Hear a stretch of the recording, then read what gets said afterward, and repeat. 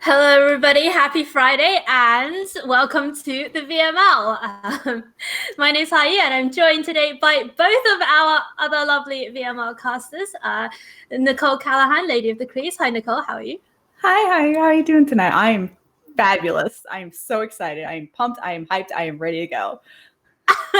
And of course, the lovely Becky Val. Becky, what's up? Hi, not much, just hanging out. I've had some coffee, have some water. I'm strapped in. I'm ready to go. Let's figure out who we're going to crown as our champion, featuring my dog's feet over there too. Oh yeah, and my coffee right here. Yeah. Oh yeah, I was gonna say. We're here. We're dual wielding. We're ready to go. Yeah, you look double parked there to me. All right, and welcome. We are crowning a champion tonight. It's going to be insane. The VML has, for those of you who don't know, the VML is a weekly MTG Arena League showcasing the talents of people of marginalized genders within the Magic community. This is season 3, which is already insane because we started a few months ago, or maybe earlier this year, really, with our first season. Now we're already into our third season. This season's been hugely successful. We've doubled in size for the league. We played division play for 6 weeks, and then we had 2 weeks of playoffs, and now tonight we are bringing you the top 8. So just to explain what is going to happen tonight before we get stuck in, we are going to bring you feature matches of one of the quarterfinals, so one of the top 8 matches, then both semifinals, and after that, we are going to be bringing you the grand finals, which is going to be played live. So, usually all of our players play through the week, and usually our broadcast will bring you recorded feature matches from the week. But today we are bringing you the recorded top 8 and top 4 matches, but the grand finals will be live, and we are also going to be bringing you interviews with the finalists and a whole bunch of other stuff. So definitely a lot to look forward to today. Let's have a quick look at this bracket first. Becky, tell us about what's going on in the top 8. All right, so we've got quite a few people that you all know and love, have seen throughout this season happening and coming in to shake it out in this top 8. As you can see, we added everyone's picture so you can see. I'm sure you know what a lot of these people look like. We've got a few streamers in here, maybe some people that you don't know, but some people that you'll grow to love. So it's going to be an interesting game. We're getting to look at what everyone is playing, and it looks like we've kind of got a mixture of a lot of Yorion decks and a few people who are trying to play some aggro decks to beat it out. It should be exciting. And I think we're starting at the top of the bracket, correct? Yeah. So the first feature match that we're going to bring you is actually the quarterfinal between Runecore Barrett and Danae Sullivan, Danae 5. I'll just go through and tell everybody what everybody has brought to the top 8 because it is pretty exciting. So first thing, Runecore Barrett, Erin Barrett, very well-known player, of course. She has brought mono red aggro, and she has played mono red aggro throughout this season. Oh, yeah. And obviously with a lot of success, if somebody's going to bring an aggro deck and somebody's going to wield it to the best of their ability, it's going to be Erin Barrett. Yes, I had the absolute honor and pleasure of being stomped out by her personally earlier this season. Literally and figuratively stomped out by her. And she's a phenomenal aggro player and an invitational Star City Games invitational champion already, looking to add another trophy to the mantle here tonight on the VML. I'm very excited to see her play. So against her, we have got Danae Sullivan. Danae has brought Gruul Adventures, and not to spoil the rest of the bracket, but Gruul Adventures, 2 copies of this deck were put through to the top 8, so a relatively popular choice. Yeah, I mean, it's kind of got it all. It's got the big green creatures to handle a lot of the smaller aggro strategies, and it's also got the fast tempo to really try and beat out against a lot of the more dirtily Yorion type strategies. Yeah, I love all the engines it has, and even though it's called like a Gruul Adventures deck, the cards like Questing Beast and Embercleave, if you concentrate on the Inventors aspect with like Edgewall Innkeeper and Lovestruck Beast, Bonecrusher Giant, which is powerful in itself, but then you've got, give Questing Beast and Embercleave and the game's over, So it's definitely very powerful on so many different levels. Very multifaceted deck, and I enjoy watching it. Honestly, Nicole, the words "give Questing Beast and Embercleave" just made me break out in a rash. Honestly, you could probably end at Questing Beast. And I love a good big green creature, but a big green creature that has a paragraph worth of text in its text box makes me shudder a little bit. All right, so let's give everyone a rundown of the rest of the bracket. The second quarterfinals, it was Skybills, the very popular Twitch streamer and host on Games Done Quick, the speedrunning, a huge figure in the speedrunning community. Skybills, great to see her make the top 8 of the VML here. Skybills brought Demir Rogues with 4 copies of Ruin Crab for the top 8, and Skybills played Caroline Kavanagh, the mighty Linguini herself, obviously a caster here on the VML as well. Today she's not here because she's playing. She wasn't invited, all right? Oh yeah, we cut her out just before the top 8. Oh, Caroline, we didn't do that. We love you. And maybe a little bit unfortunately for Skybills, Caroline, the lone Rakdos bringer in this bit. Yeah, that's going to be kind of a rough matchup for Rogues, but the Rogues deck still, it's kind of like the mono blue tempo decks that we've seen of the past, where its idea is just stick 1 or 2 small creatures, and then those 2 small creatures have really cool interactions that allow them to enable these counter spells into the rest of the deck. And then you just basically say, handle my 2 creatures, and I'm going to counter everything that you try to do. So if Skybills can get under the Rakdos strategy and do their best to keep their cards in their hand, which Into the Story does a great job of refilling your hand once you've discarded a bunch of things to things like Kroxa, then I think that Skybills really has a chance to take down our Season 2 champion, if at all possible. Yes, I do love the metagame call that Caroline made, bringing Kroxa, red-black Kroxa, a deck that you kind of saw peter off once Yorion became more popular and more popular. And with 3 different players registering Rogues out of this top 8 and her bringing the lone Kroxa deck, it seems like a pretty good call here to have a decent matchup against these Rogues decks, and then the rest of the field 3 aggro decks and a singular Yorion deck out of the top 8. So we'll see if this metagame call pays off.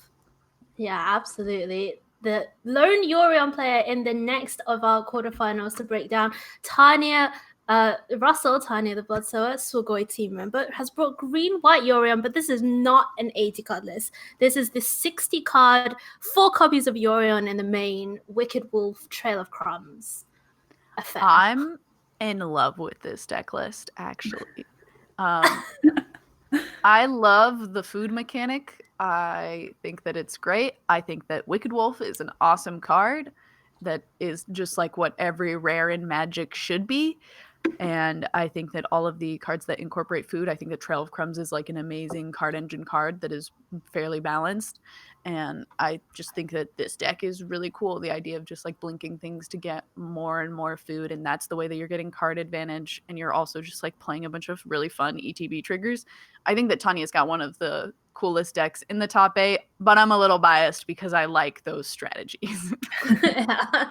And Tanya playing against Piper Power. Piper, a very accomplished Magic player indeed, made the Players Tour with a PTQ win at GB Portland, I believe, last year, and a stack of Modo, accomplishments as well. And Piper brought Demir Rogues this week as well. So Piper, our 3rd Demir Rogues player. Second Demir Rogues player. Third one to come. Yeah. This one is playing a slightly different version than the other Rogues list. The other Rogues list that we looked at was not playing Lurrus as its companion. Piper's version is playing Lurrus as the companion in the sideboard. We're playing Ruin Crabs in this list, however, not 4 Ruin Crabs like the other Demir Rogues list that we're going to look at, and is kind just playing a nice little sleuth of different kinds of counter spells.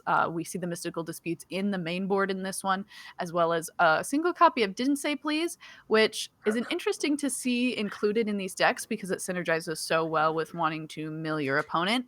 Kind of surprising that we don't see more, but I think like it kind of just is because it costs 3 mana and it never is going to cost less than 3 mana. And sometimes you just don't have 3 mana with this deck. So you're trying to play everything for the low cost of 1 and 2. So that makes a lot of sense to me. All right, let's have a look at the final quarterfinals.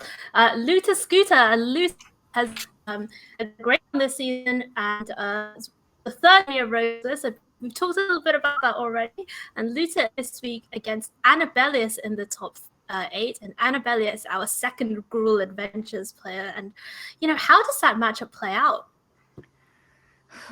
This one's kind of a rough spot, I think, for Dimir Rogues.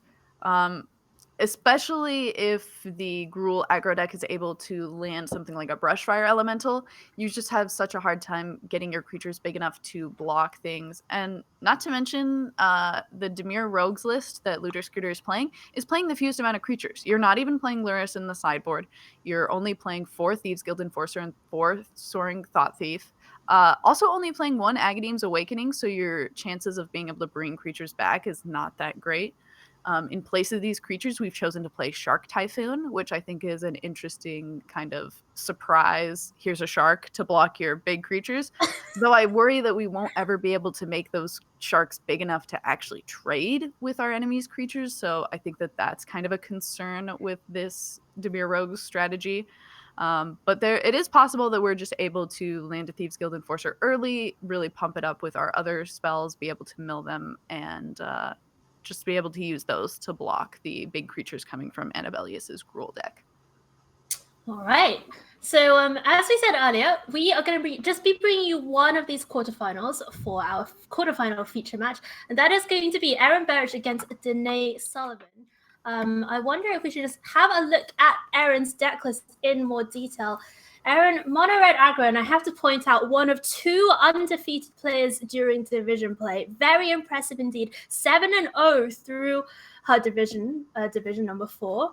And here is her list. So for Akum Hellhound, for Fervent Champion, Fireblade Charger, the new 1-mana 1/1 from Ikoria, which to me is a little bit of a stinker sometimes. It's a little bit of a stinker, but becomes really impressive the moment that a Torbran is in play. Oh. When you go from being a 1/1 to a 3/1 that also lightning bolts when it dies, that card becomes insane, and I think is the entire reason that Aaron Berich is choosing to play something like that card in this deck. Yeah, I love to look at these mono red lists, not because I'm a big mono red fan, as you know, but they're just so clean. Like 4 of this, 4 of that, bam, bish bosh, let's go. I do want to point out that Aaron Berich is one of the few people who is playing so many 4-ofs. They're one of the people who is playing 4 Torbran. A lot of people are choosing to just like go down on lands and play a smaller curve and just like kind of edge out on playing the big 4-cost creature that is Torbran. But I think that we're gaining a lot of great things from her deck in playing 4 Torbran, and it's enabling a lot of our smaller creatures to really push through damage at the end of the game. All right, so this week, instead of asking our players the usual survey questions about why they chose their deck, etc., and putting their answers on our slides, we actually asked our top 8 to send in some little videos of themselves answering the questions. So I believe we have got Aaron's video, and let's just cue that up. So the questions we asked them were to tell us a little bit about themselves, and then we asked them why they picked their deck this week, how their run through the VML was, and what the VML means to them. So let's have a look.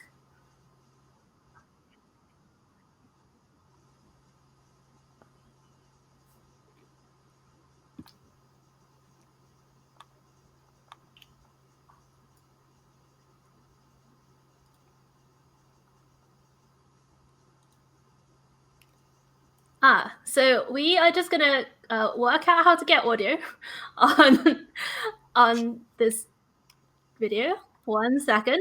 Yeah, we have no audio. Okay, we will cut back to us for now.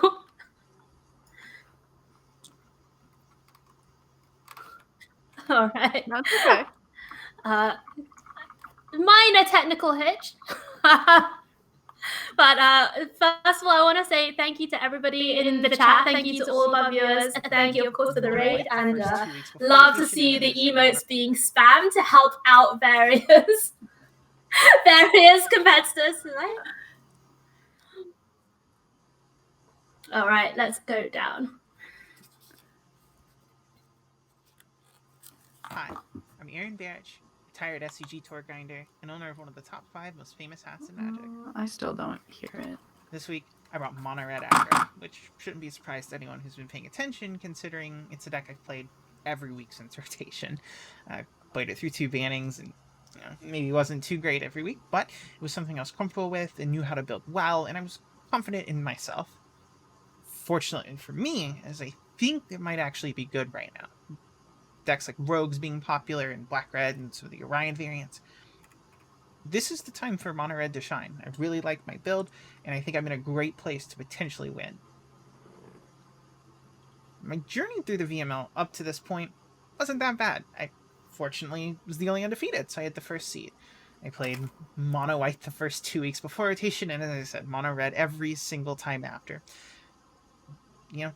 Despite everything that came together, I never really distressed because I was the undefeated. Now we're in the playoffs, I don't get that kind of relaxation. I have to struggle or worry a little bit more. And, I really want to go back to the Mythic Championship. That'd be great. To me, the VML is my last lifeline to competitive Magic. With the SCG tour gone, and I started a new job in game dev, and just haven't had time to really play anymore. It's kind of lined up where this is really the only Magic I'm playing. I haven't really tested much, and it almost shows to me, and I can notice it, and I'm glad to be where I am. But I wonder what really happens at the end of this if I end up not winning and I don't qualify. I don't really know. If I win the invite, well, maybe I'll find myself back in the trenches again. I can only hope. I got myself, my lucky hat, my skill. Only thing outside to do, believe in the clear.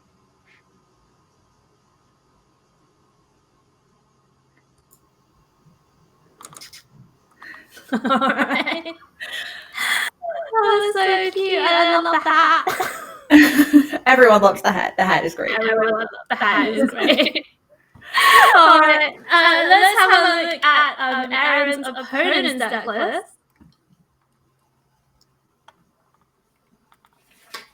So, all right. So for Danae, yeah. Do you want to keep talking to see if we can figure your? I just want to see whether we can get this echo. So apparently it's good. Okay. All right, great. So Danae Sullivan has brought Gruul aggro, as we talked about before. Danae, hailing from division number 2, her run through her division 5 and 2, so taking a couple of losses, but ultimately making it through to the top 8. So not as many 4-ups in this deck.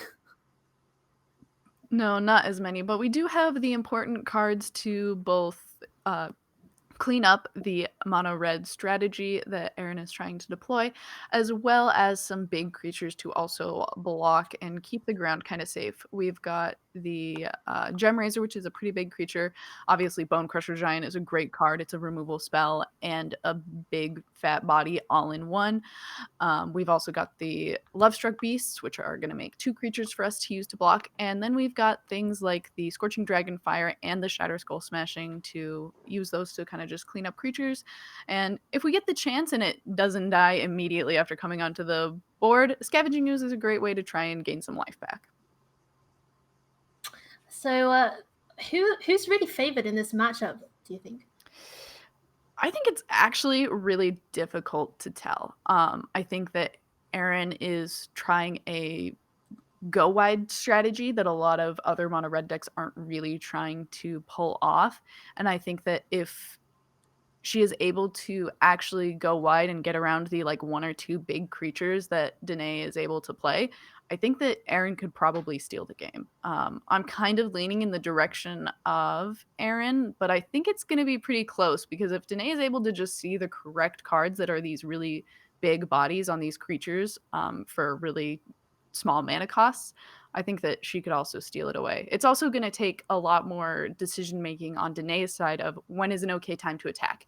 You do have to try and close the game out at some point, and choosing those opportunities of when is the correct time to be taking moments to attack your opponent's life total, especially when they're on mono red, your creatures won't be able to block. So you got to make sure that you're picking the correct time where you can let down a little bit of defense and not take too much damage on the swing back. So I think it'll be really interesting to see how Danae handles that thought process. All right, well, we are going to go down to the action in a bit, but before then, we have also got Danae's video interview that she sent in, so let's go and check that out.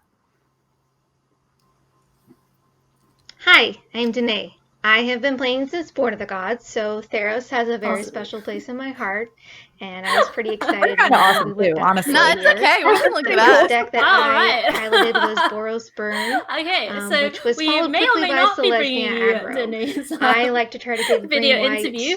I try anytime that I can, but nothing seems to live up to that first aggro deck that They I just fell in love wanted with. to. It's okay. They wanted to look This at us. week I'm giving them a little wave. It's all good. We're all hanging out. We're just having a good time.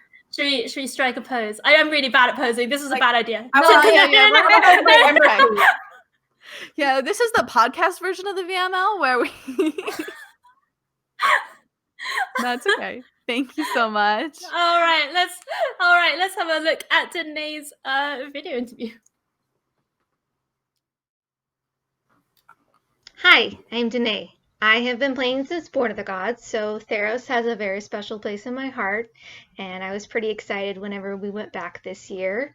The first deck that I piloted was Boros Burn, which was followed quickly by Celestia aggro.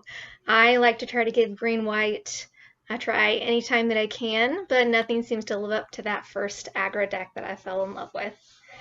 This week I picked Gruel Adventures. My decision was kind of made by my husband. He was playing in the MCQ and basically wrecked face with it. And so he said I definitely had to give it a try. Once I did, I realized that the deck was not only powerful, but very consistent and fairly straightforward to pilot. And so that was exactly what I wanted to be playing whenever I was going into a format that is as wide open as it is right now. My journey through the VML has been pretty great. It was a bit of a roller coaster. I would definitely be more excited to participate in a season that's not haunted by Uro and Omnath, but overall I've had a pretty great time. When I think about what the VML is as a whole, I think about how over the years I've grown accustomed to being basically the only female in the room playing Magic for a long time, and it's definitely refreshing to be among so many other women, and it's nice to be among people who understand what it means to be someone who's a little bit different in Magic, because as much as guys say that they can understand what we go through, they can't. They can imagine, but they don't experience it. So it's definitely a unique experience, and it's nice to be around a bunch of people who get that and are gonna treat others with respect no matter what, because we're all human beings.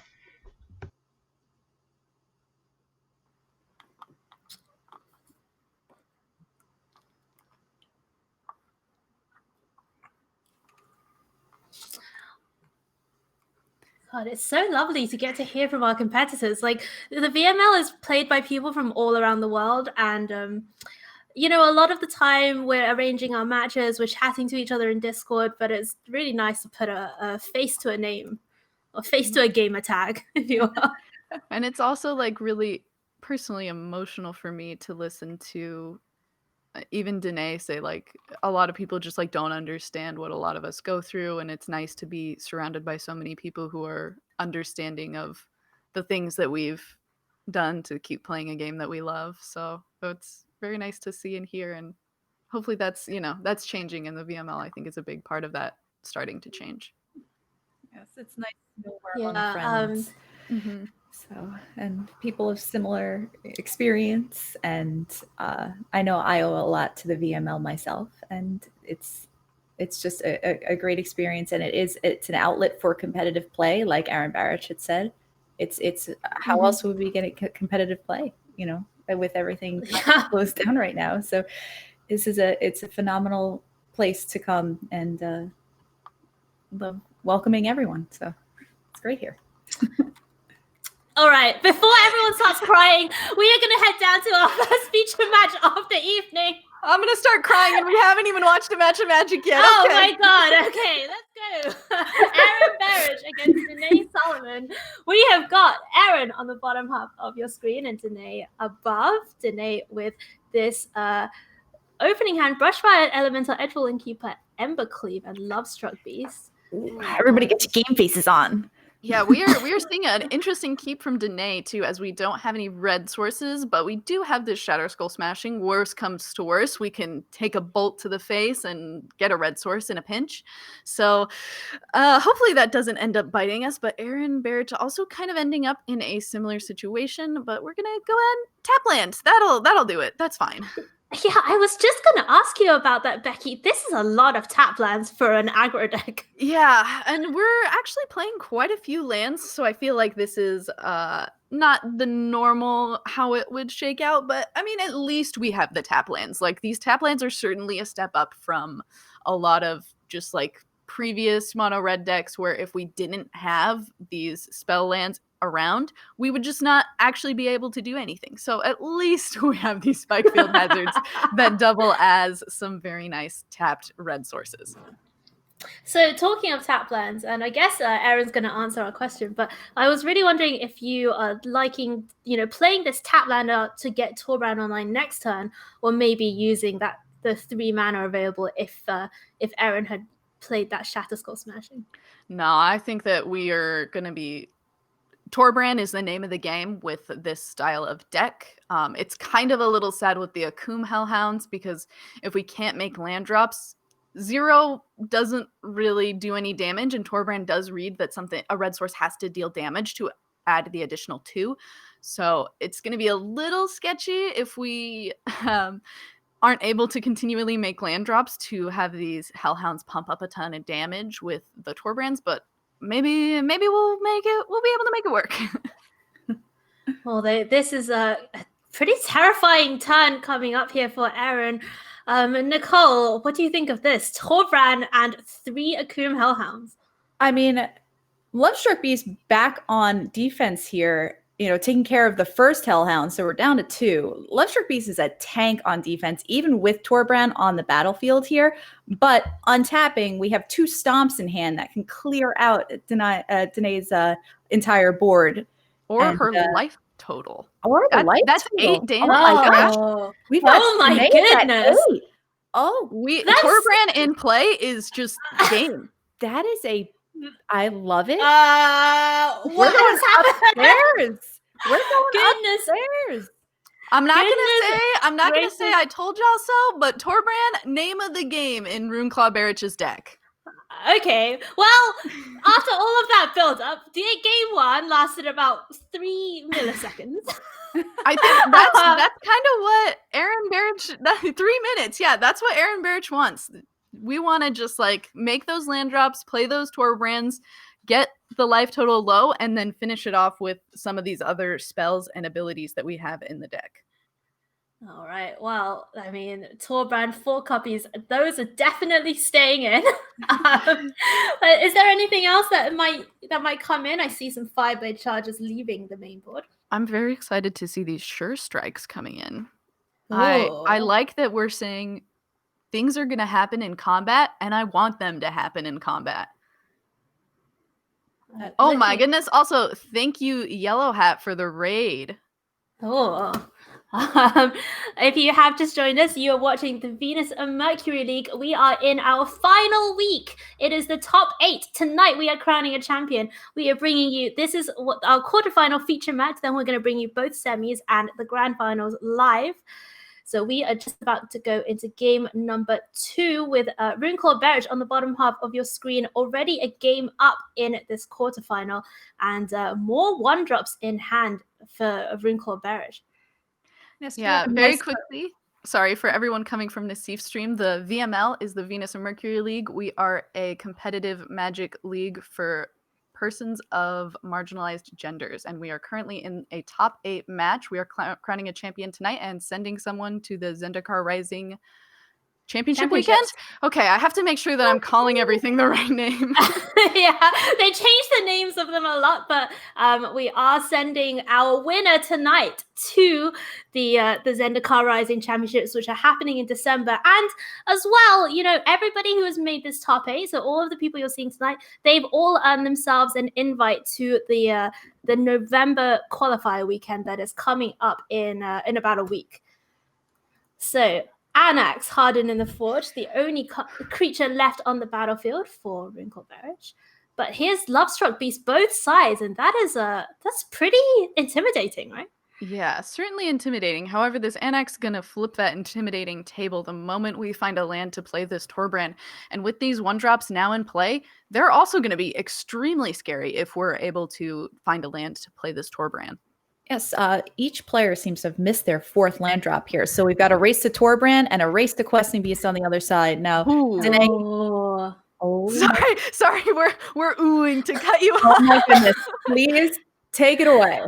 I'm just very excited to see the draft common that is Sure Strike in this deck, and I really want to see us attack, but I know it's really hard. Even with the First Strike and the +3/+0, we can't get through this 5/5 body of Questing Beast, or Lovestruck Beast. Sorry, they're both beasts. One of them's just after a princess, and one of them has 3 heads. That is technically correct.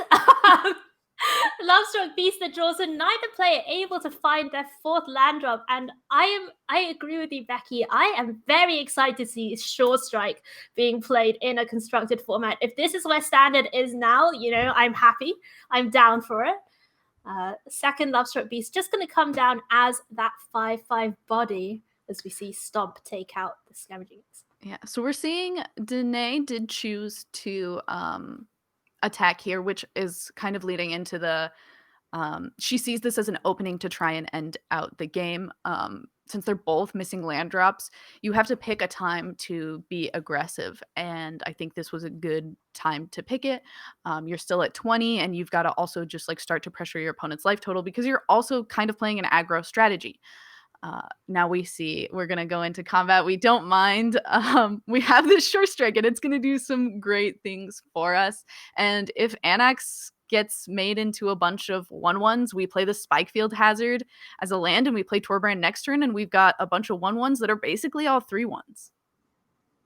So Lovestruck Beast is going to jump in front of that Anax. Here comes Sure Strike. I'm so excited to see it do. And Anax will surely strike the first strike, taking down the Lovestruck Beast before the Lovestruck Beast can even hit Anax back. Okay, Nicole, I'm going to need you to grade that joke. From Becky. A plus, right? A+. I think it was A+. What is this school? Is this school for... Hi, are you not a fan of puns? I don't know. I love puns, but you know, there's an art to them. All right, yeah, I'm sorry. I went to art school, but not an art school for puns. I see. So I apologize. My puns are lacking at times. So we have a couple of these satyrs. No, it's okay. We are going to get that fixed in 1 second as we go back in time very slightly to the beginning of game number 1.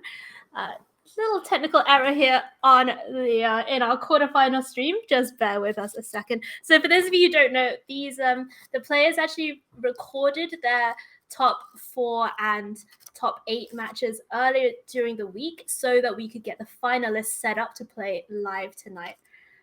We are just going to jump back to where we were in this match, so bear with us 1 second. And Annex was doing a lot of work in that game. Oh yeah.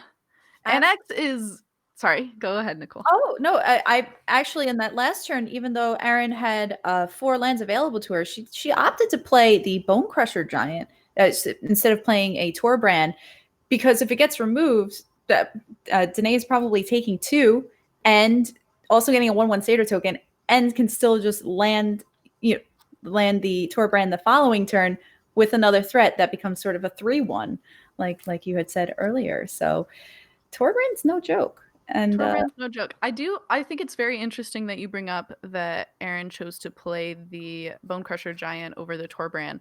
And I think like at this point in the game, if Danae was also missing land drops, the idea has to be that the things in Danae's hand are either removal spells or 4 costing things. So we're gonna go ahead and go back into the game to see what becomes of how this ended up. We're going back a little bit more, but we'll catch back up and get back to where we were and see how this shakes up. No, but I like where you were going. Where Bonecrusher, much better blocker against Questing Beasts than Torbran, which can't block Questing Beasts. So, and the draw step we all loved. There's that short strike again. So nice, had to do it twice. Yeah, we are in the middle of game 2. We have 1 game up for Runeclaw Barrich and no games for Danae, but we'll see how this one ends up going. There are 2 Questing Beasts in hand, so if we are able to find another green source, it could be a little spooky. The Vigilance from Questing Beast is very good against the red decks. I'm not somebody that plays a lot of aggro, and so I just kind of want to get your view, and this is, I guess, a question for both of you. In this kind of aggro v aggro, not mirror, but similar matchup, how do you figure out if you're the beatdown? How do you tell? I think it goes as far back as deck lists. You're able to, since we are open deck lists, you are usually able to look at what your opponent's deck list is and look at what your deck list is and kind of see what their game plan is and then change yours accordingly. I think that Danae does have to be very careful because I stated earlier, Runeclaw Barrich kind of has a little bit of a go wide strategy. Anax very quickly goes into a go wide, make a ton of 1/1 satyrs when your creatures die.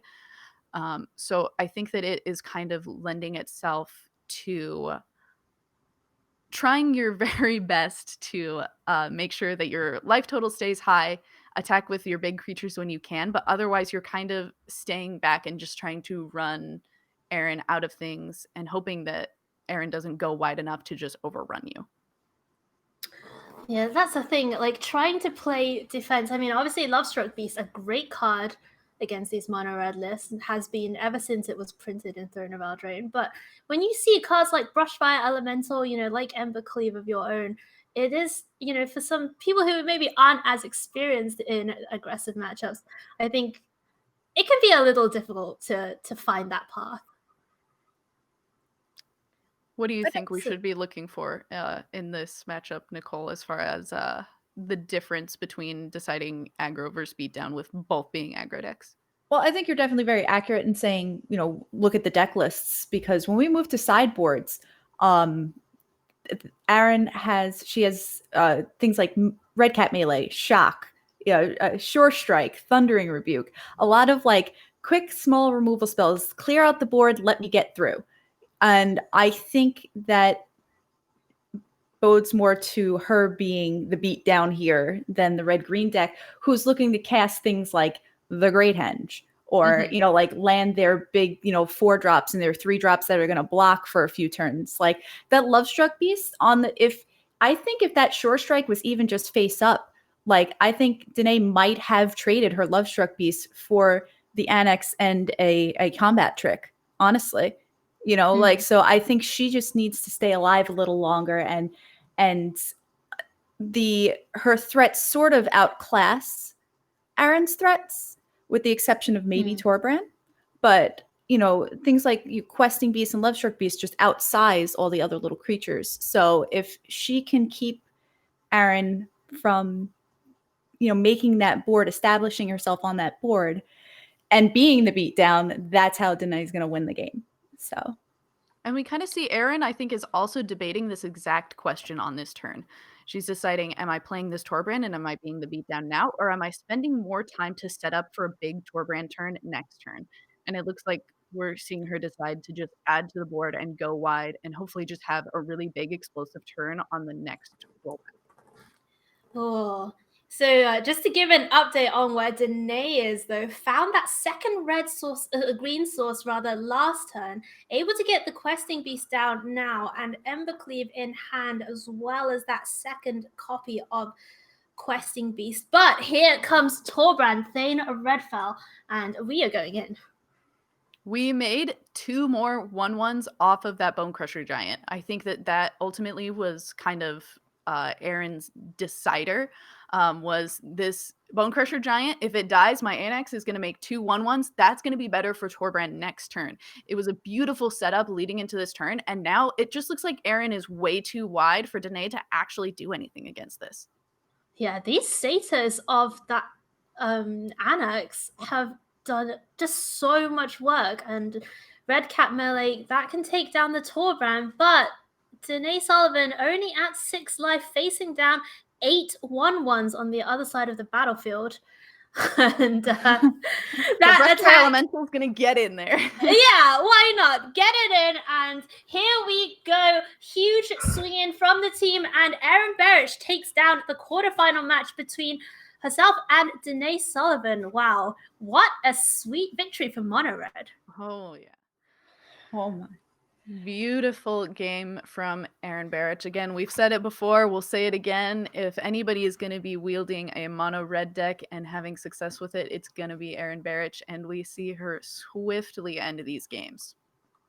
Yeah, it was a couple of quick games.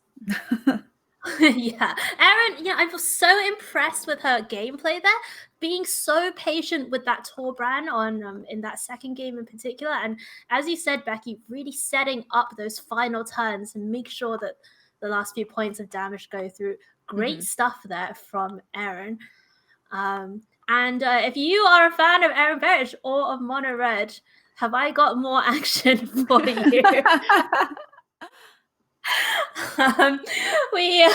Welcome back to the booth. We have just finished our quarterfinals feature match between Danae Sullivan and Erin Berich.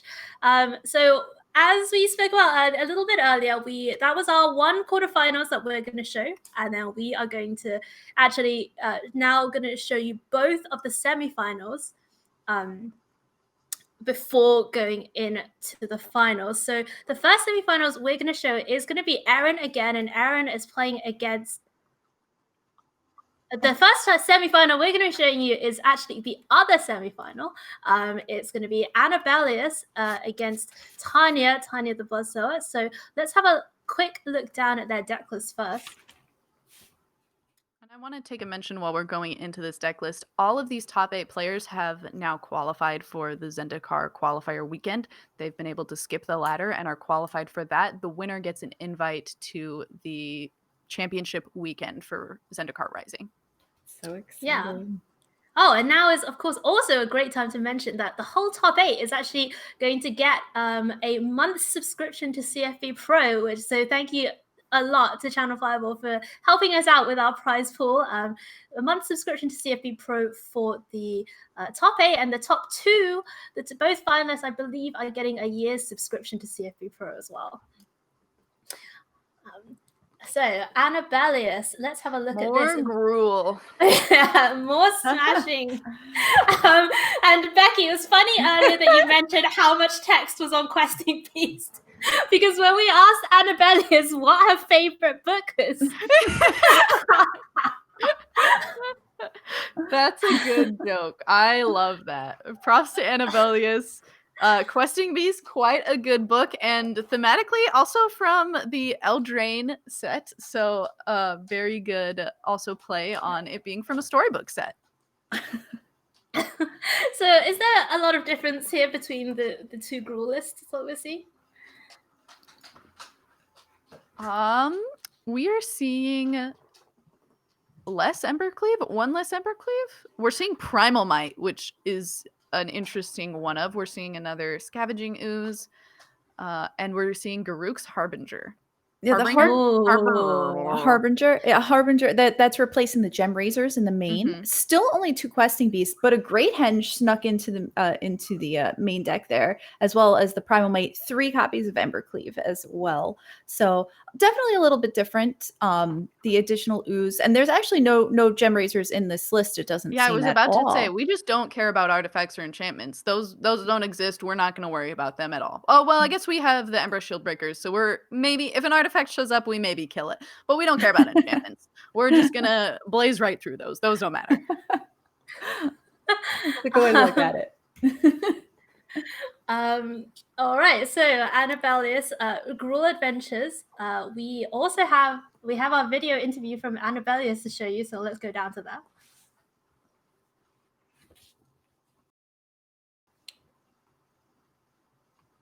Hey, I'm Annabelleus. You can find me on Twitter at AnnabelleusMTG. I've been playing Magic since Shadows over Nistrad. I used to be primarily an EDH player, but last year I started picking up competitive Magic and eventually got involved with the VML. The deck I decided to bring this week is Gruul. I feel like Gruul has an advantage versus Rogues, and I felt the metagame shifting very hard towards Rogues last week. And like Edrawling Keeper says, it's not much, but it's honest work. And hopefully I can cleave my opponents in the dust. My journey through the VML was filled with Omnath and Uro, which as a aggro player, that's 2 cards you really don't want to see on the opposite side of the table. But I kind of picked up those decks for some of the weeks and was able to get some wins with them. I also really like the league play style of play because you get to try to find advantages in the meta by like metagaming against what you know your opponents might be playing. And what the VML means to me, I've been playing since season 1, and the league's only gotten bigger and it's gotten better. There's so many players from all over, and it's wonderful to get an opportunity to play with this community/league.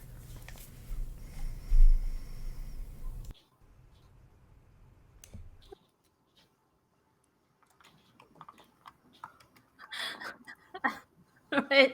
Let's just before we get into Tanya's video, that great to hear from Annabelleus. Oh yes, it definitely is. Annabelleus has been a competitor in the VML since season 1. I believe Tanya has 2. Yeah, I do. Yeah. I believe we have a few. We have a few long time VMLers in the top 8. But it is really awesome, as she said. Again, like just the opportunity to play and the opportunity to be a part of a community and to have people from all over playing. And we all have something in common. We all have a love for this game, and it's awesome to share that with one another. So, love it. Great stuff. So let's have a look at her opponent's deck. Tanya the Bloodsower making it into the semifinals of the VML with this green-white Yorion list. Now, this list was kind of popularized by, I know Andre Strasky was playing it a few weeks ago, and it's great to see it surviving into this stage of the standard metagame. And so, Becky, you love this list. Tell us a little bit more about it. I love it mostly just because I love the food strategy. I like the way that they incorporated it into things that we already see a lot of in Magic. We already see a lot of ETB fight, but Wicked Wolf has a little extra something something.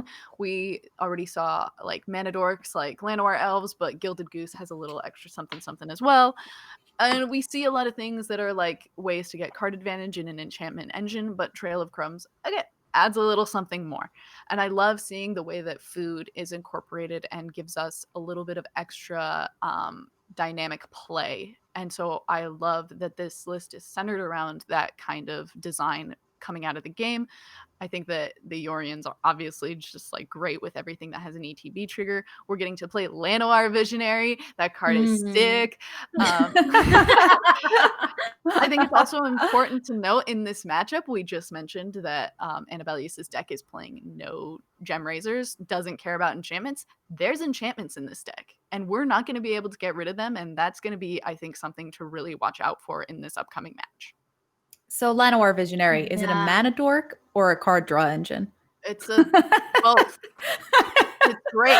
It's actually, I've heard it described as 3 mana Solemn Simulacrum, and I think that's just such a good description. I like it. I definitely interested to see how Wicked Wolf is going to play out here, since cards Wicked Wolf is the kind of card that eats alive creature decks. You know, it's very difficult to beat once it is on the battlefield, and Flickering with Yorion is just like, you know, cruel when you're playing a more, you know, aggressive deck. So Wicked Wolf is quite a card that has had a resurgence. We saw it a little bit when Eldraine had first come out. And when we were playing Oko.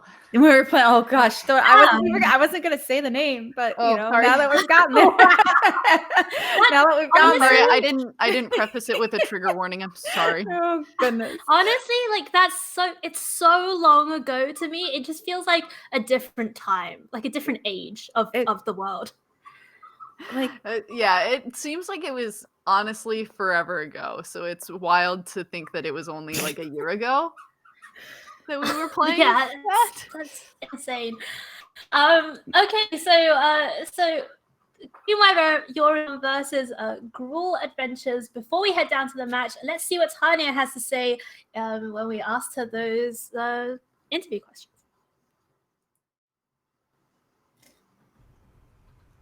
Hello, my name is Tanya. I am a player from Florida, and I am also a writer and an editor, and I've been playing Magic since Original Innistrad. So I picked this deck this week because I felt most comfortable playing a creature-based mid-range deck, and I saw Jacob Wilson and Matt Ness played a green-white Yorion deck, and they did well in the MPL League with it this week. So I thought it would be a solid and well-rounded choice for the field I expected to be up against with the top 8 bracket. Like, I expected a lot of Gruul and creature decks and some rogues, and I thought I was at least 50-50 against rogues and would be pretty favored against the creature decks. So my journey through the VML has been pretty cool because I've been playing since Season 1. And it's been really cool seeing new people come in every season, meeting new people, and seeing the players individually grow and stuff. And to me, the VML personally is a chance to qualify for the Players' Championship, Players' Tour, whatever it is called now. But most importantly, it is a chance to guarantee that a woman or non-binary player is put into the competitive field, like the highest level of Magic, and I think that is vital for the growth of the game and the health of the game, and creating a diverse and welcoming environment for all people. So, thank you.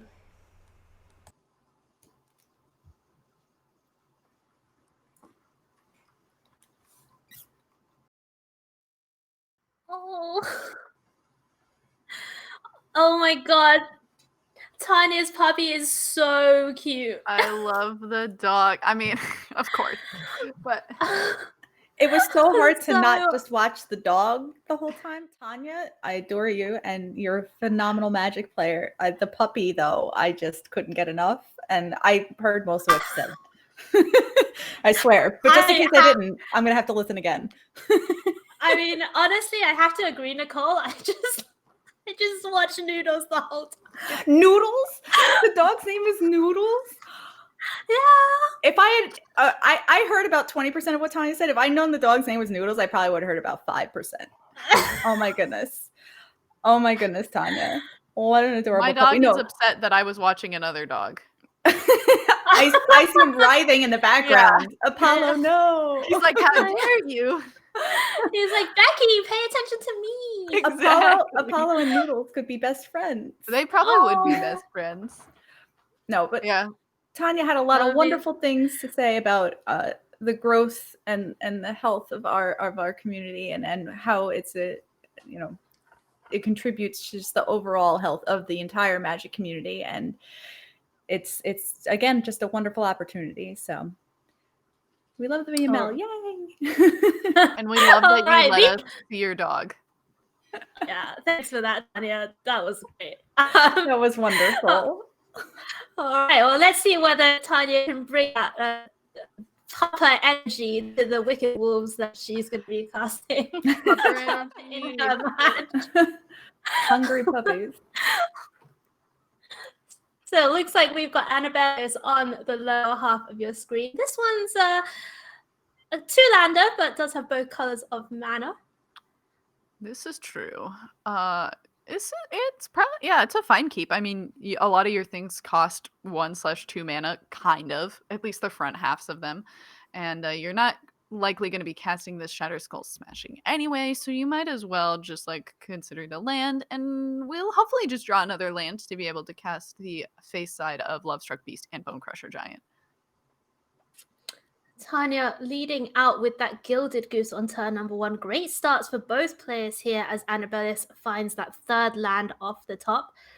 And for those of you who don't know, as well as all of those invites and awesome CFP Pro prizes we were talking about earlier, there is a substantial cash prize as well this season for the VML. And I'd just like to take this opportunity to thank everybody that donated to the prize pool for that. And we have arrived at an awesome total, which is almost $2,500 is the prize pool. So for the winner is going to be taking away about $600 tonight, and then scaling down from there. So, we are treating our players well this season. You love to see it, honestly. It's been very great to have so much support from both pro players, from all of these companies, from WotC, from all of our players as well. We really appreciate everyone who has supported us and helped us get to this point. So let's see whether Annabellius can smash her way into the finals here, or whether Tanya is going to be able to stop that from happening and use this food synergy to value her way into the next round. Yes, it's definitely very interesting because, like, on Annabelle's side, I think part of the reason that she even kept the 7 was that she realizes she has to be the beatdown here, because we know these Yorion decks, we let them go and they go. If you let this deck create a decent battlefield, there's nothing you can do. Once they start casting things, Skyclave Apparitions and their Wicked Wolves and things like that, it's going to be very, very difficult to come back. That basic mountain, a very good draw here.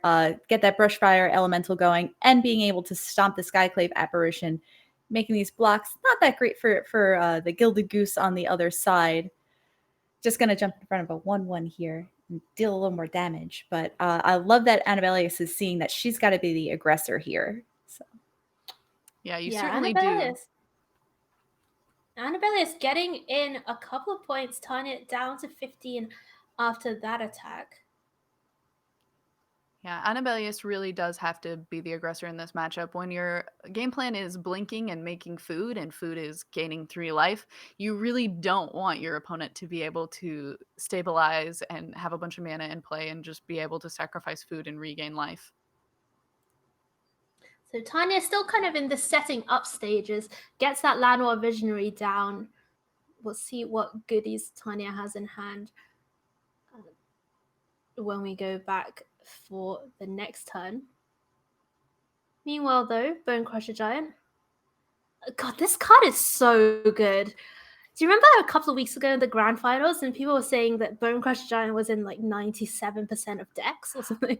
I was thinking that they would ban Bonecrusher Giant over Escape to the Wilds. I still don't know why they banned Escape to the Wilds, and Bonecrusher Giant's just insane to me. But I guess it's such a good card, and like maybe they just need a really good card that's going to be in every deck.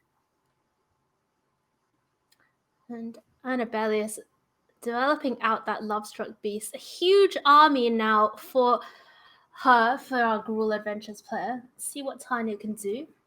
I'm just having a quick look. Does Tanya have any mass removal effects available? I do not believe. Ugin the Spirit Dragon has one of those in the main deck, actually. So yes, is the short answer.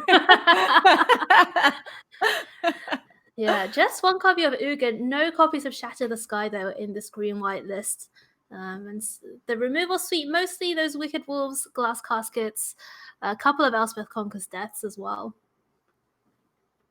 So, Man, a 3/3 is certainly smaller than a 5/5. So our Lovestruck beasts being turned into these illusions is a bit of a shame, but they're still going to be able to get in there. And they don't need a 1/1 to attack. This is true. So I guess, yeah, you win some, you lose some. yeah, the Brushfire Elemental, a little bit awkward with that Lovestruck Beast when sometimes you're stuck with that as your only 1/1, and then you want to use your landfall as well.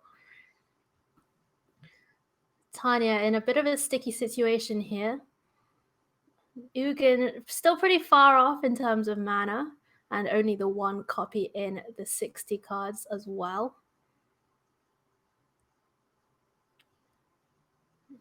It's like Tanya mulling things over, but this game looks relatively wrapped up for Annabellis, and this Gruul deck continues to impress me. I have had a lot of pro friends be like, this deck is insane. It's kind of just like, it does everything a little bit, and just a very strong strategy. Yeah. We do see this. Hopefully these Llanowar Visionaries will be able to block, but likely one of them won't. Yeah, that third copy, I believe, of Bonecrusher Giant in hand for Annabellis. Gonna be able to remove one of those blockers, and okay. So there is a I always forget that you can actually just eat food to gain life. Yeah, I was trying to for a moment I was like, is there any merit to us just like not playing another creature, hoping that the Llanowar Visionary can block, and thinking that our way to win the game is just by gaining a bunch of life? But I think committing to the board was the correct play for Tanya. Just a little rough when the last card in hand for our opponent is another Bonecrusher Giant.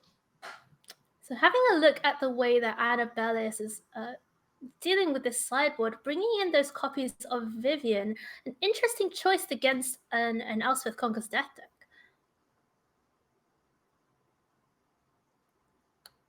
Like, it seems like to the untrained eye, it feels like that doesn't match up super well, but it's able to take care of like questing beast, I suppose. Also, I think maybe you're just trying to bring back some cheaper things from the yard and just like get creatures onto the battlefield on turns where you're also trying to deploy more creatures without spending the mana. So perhaps it's not the worst idea, but it's also hoping that you've stabilized to quite a point. So the opening 7 here for Annabellis, a little bit awkward. Double Shatterskull Smashing, Edwall Innkeeper, and Lovestruck Beast. A couple of favorite passages as well. That was a good draw on that Bonecrusher Giant, though, kind of filling out the curve a little bit. Makes this Shatterskull Smashings a little, might have to shock one in here, but we don't mind. We're the aggressor, so our life total doesn't matter. Let's go. Huh? But it looks like we're gonna probably just decide to put Eddie onto the field. Give us some nice, sweet card advantage. How about? Good old Eddie. Oh, Thrashing Brontodon out of the sideboard here for Tanya. I haven't seen that one for a while, although, you know, it has seen a lot of play in the standard formats it's been legal in. Yes, I imagine that coming in as just Embercleave insurance. So Llanowar Visionary going to join the battlefield for Tanya. So starting to build up some blockers here, building, you know, a few more defensive creatures. Here comes that Brushfire Elemental, though. Ooh, and Fabled Passage in hand as well. Yeah, Fabled Passage, quite a good card with all of the landfall creatures that we've been able to see out of Zendikar Rising, making this Brushfire Elemental do its best Lovestruck Beast impression. I love the idea of a Brushfire Elemental doing an impression of Oh, but Lovestruck. See, I'm also a 5'5". Look at me, big and Look at me. strong. Oh, back to a 1-1. Tanya, all the way down to 9 from this attack. And this Gruul deck, wow. I mean, I also have to give a shout out here to VML competitor Emma Handy and, of course, Autumn Burchett and their whole team for popularizing, I guess, the latest iterations of the Gruul aggressive strategy, and both of them making the top 8 of the grand finals. A huge achievement for them, and very inspirational to everybody in the community, of course. Vivian, Monsters Advocate, does hit the battlefield for Tanya. That's going to make a blocker. This is such an interesting turn. We have a lot of really aggressive things that we could be doing, and Tanya is at 8 life. But it is a little scary to wonder what Tanya's next turn is going to be. Both of these players have quite a few cards in hand, but it looks like Annabelius is leaning towards a more aggressive slant here. Yeah, it gets 2 that. Brushfire Elemental is going to cosplay as Lovestruck Beast now. Oh, I mean, I can see why she's taken this line. You know, there was maybe some consideration for using maybe that Shatter Skull smashing even, or, you know, doing a bit more setup with these adventure creatures, but, you know, you don't submit Gruul to not smash. Yes.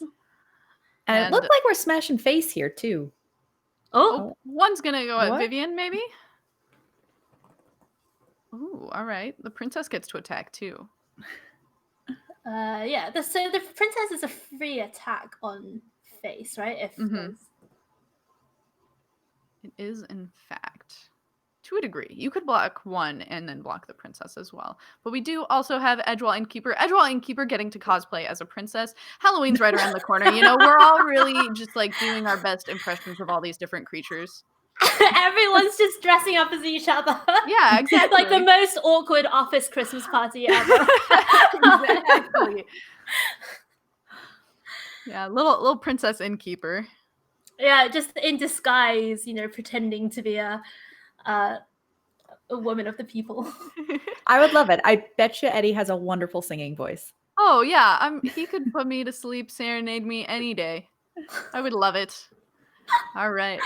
Okay, so it looks like it's actually going to be a double block on that Lovestruck Beast. Tanya goes down to 3, but gets to keep that 3/3 with Vigilance, I believe. Yeah, I believe that is Vigilance. So now we still have 1 creature in play, and we get to deploy a few more. But this does get... this Brushfire Elemental was a great draw. It means that this Shatter Skull smashing and this hasty 1/1 that is basically going to be a 3/3. I don't know what 3/3 I can say it's cosplaying as, so my bit is running out very quickly. No, I've got you. Gruul Spellbreaker. Or Ooh, Kazandu there we Mammoth. go. Ooh, or Oh. Kazandu Mammoth. Yeah. Well, because all right. Mammoth is a bit of a cosplayer itself, so it's, Yeah. Kind of is. I mean, I would say Wicked Wolf, but Wicked Wolf never stays a 3/3, so This is true. All right. Yeah. So we have this like really insane, like with Tanya only at 3 life, we do have some really crazy good things that we could be doing next turn. But Tanya also seeing that those Brushfire Elementals are a little spooky, and this would be a bit of a bummer for us if we didn't just have another one in hand on Annabelius' side. Skyclave Apparition takes care of the first, or one of the 2 Brushfire Elementals on the battlefield, but Annabelius with a lot of options here in hand decides to go for it. This is presenting a lot of lethal attackers.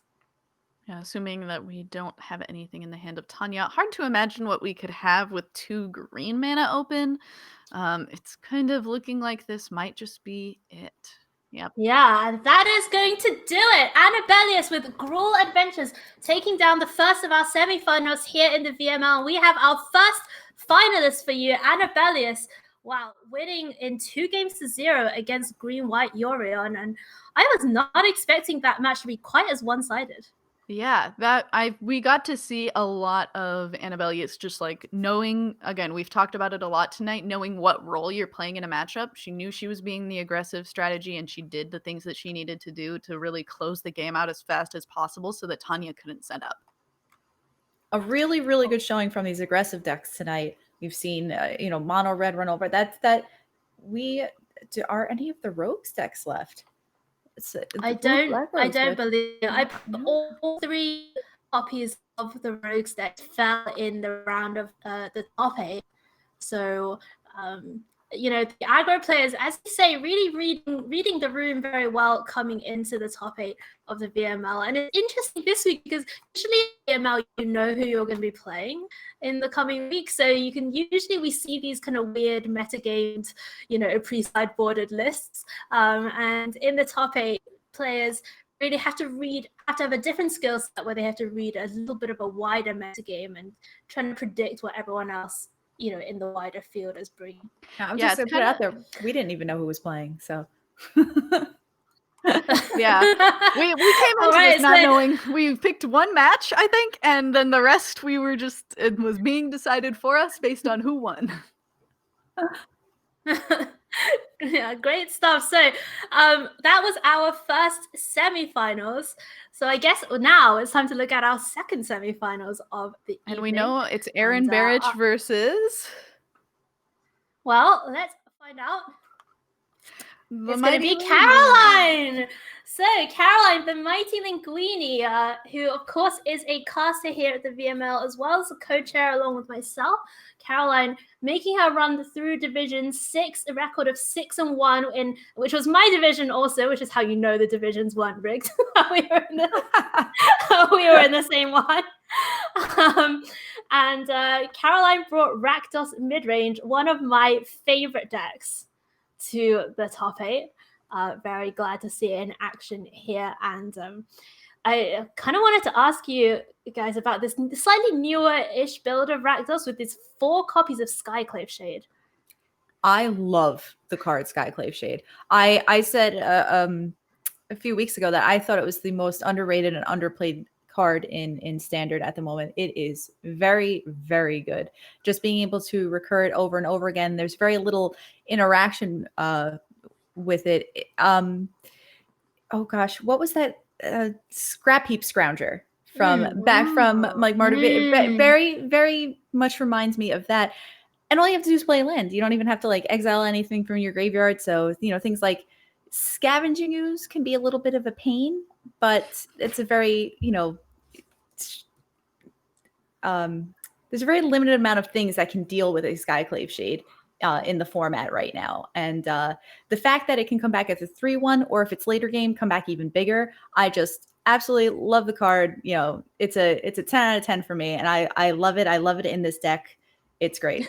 In case you're wondering how I felt about it, it's pretty good. Yeah. I'm kind of with Nicole. I do love this card, but I do think that it's probably going to be coming out because we are playing against Aaron Barrich, who is playing a mono red deck, and I do think that we need to be doing some blocking, and Skyclave Shade cannot block. Oh no. Yeah, it's probably getting sideboarded out, but for game 1, it's going to be great. All right. Oh yeah.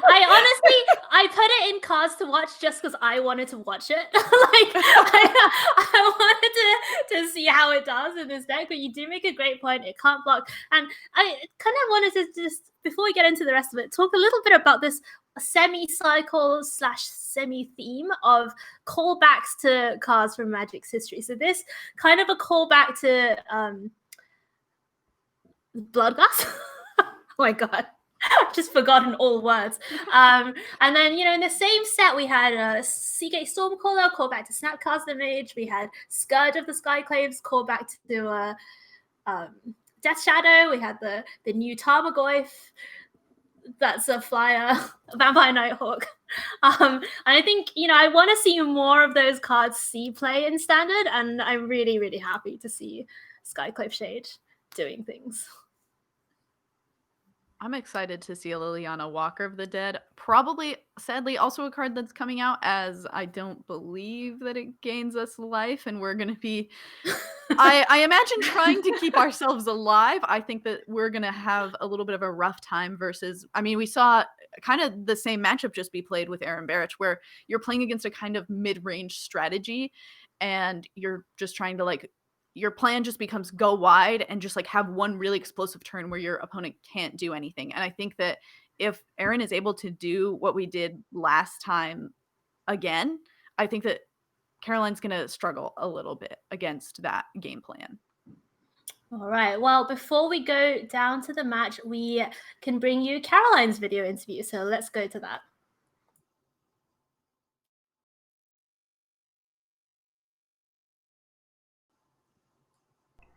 Oh no.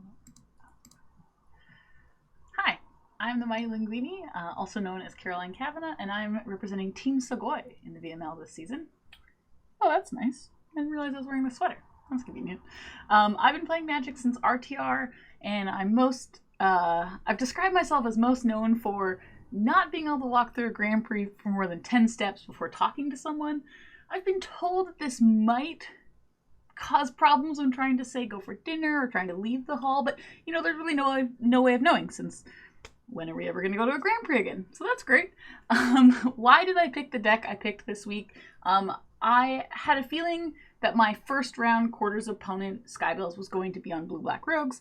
They had done well with it in the previous week of VML. They've come back from 1-2 record, just racking up some wins. They also did well in the MIQ on day one with Blue-Black Rogues. So I was like, I think that's what they're going to play. So in a vacuum, the best deck to bring in that scenario was Red-Black Kroxa. And I had a list and I was feeling okay. But I wanted to just peek at the rest of the bracket, and I had a feeling there was some creature in my top side of the bracket. I had the feeling there'd be at least a mono red deck, maybe even a green black deck or some sort of creature based opponent in the semis. And I was a little worried, do I plan for that? Do I plan for just the quarters? And back and forth.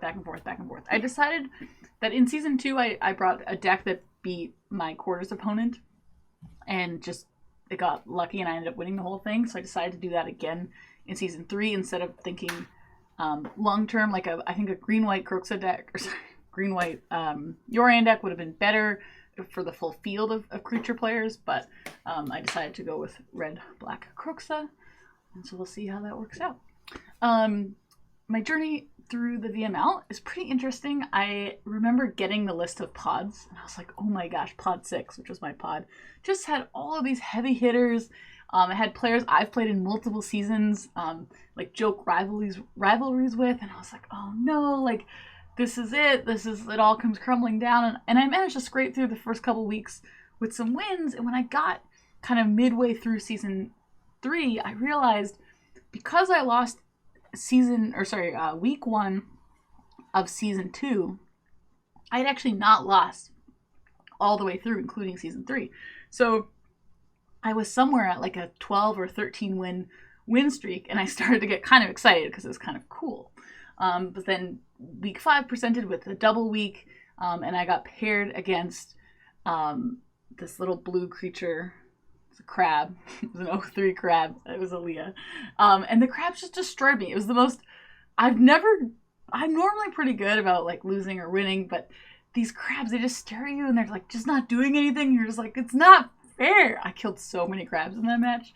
And they still haunt me to this day, which is kind of sad because my favorite card of all time is an 0-3 that also didn't really attack that much. So I was sad because of Boreal Grazer, my favorite card, and so this crab kind of betrayed my 0-3 love. But I did manage to finish my season out at 6-1. So those crabs weren't able to stop me. And I finished first in my division as well, so I didn't have to play the first match last week. So the last question is, what does the VML mean to you? Just a little bit of a tough one because I was told to make a short video, and that could take a really long time. But I can tell you that I have been with the VML from the beginning. I know the Team Sugoi, Brandon, messaged me and was like, I'm thinking of doing this thing. And I was like, that's a really cool thing. Can you actually do it? And he did. He actually did it. Here we are, 3 seasons later. Kind of crazy, actually.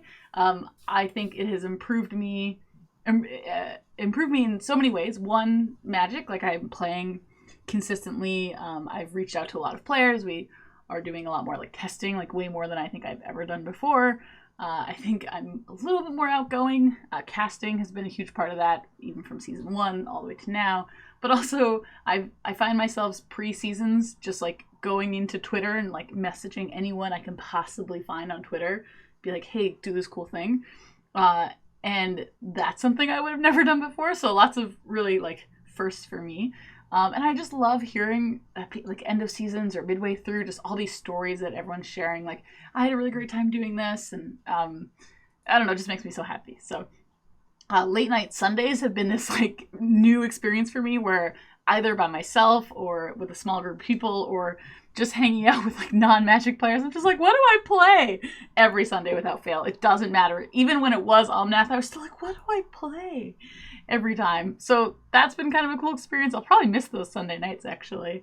And then Monday mornings, like waking up, like being like, did I do it? Did I guess right? So those have all been exciting, and I'm really excited about season 4. I have to imagine that this is not the end, and so I'm really excited.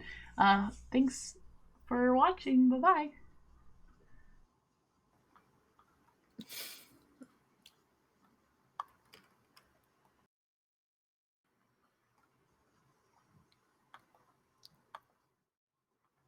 I'm just gonna say, I could see Caroline just like getting ready, for the playoffs and get ready, and just being like, "What beats Ruin Crab?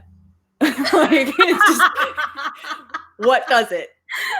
What do I have to do to not lose to crabs?" And that's how we got here, Croxa. I mean, I as a proponent of crab, but also of Croxa,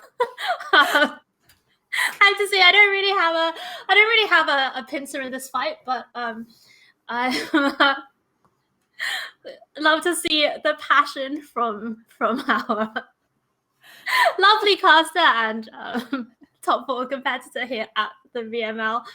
Sure. So Caroline's going to be playing against Erin, who we saw earlier with that mono red list. So shall we go to the action? Oh yeah, let's just get into it. All right. And remember, the winner of this match is going to take on Annabelius in the finals. They are playing for an invite to the Zendikar Rising Championship weekend. Creeping up. This is okay. So opening hands here. I think Erin kept our opening hand pretty quickly, and Caroline having a little think about this one. It ultimately, double Bloodchief, double Maya Triton going to do the job. That's a pretty good start against the mono red deck. You love to see some removal spells and some things that are able to block pretty efficiently. And Mario Triton is certainly in the deck to mill some cards and do some blocking. So, and good get some start life. Indeed. Maya Triton comes down. That one mills 2, gains 2, and is a death touch. Here comes Anna, though, for Erin. And this Rainbow Knight is getting in.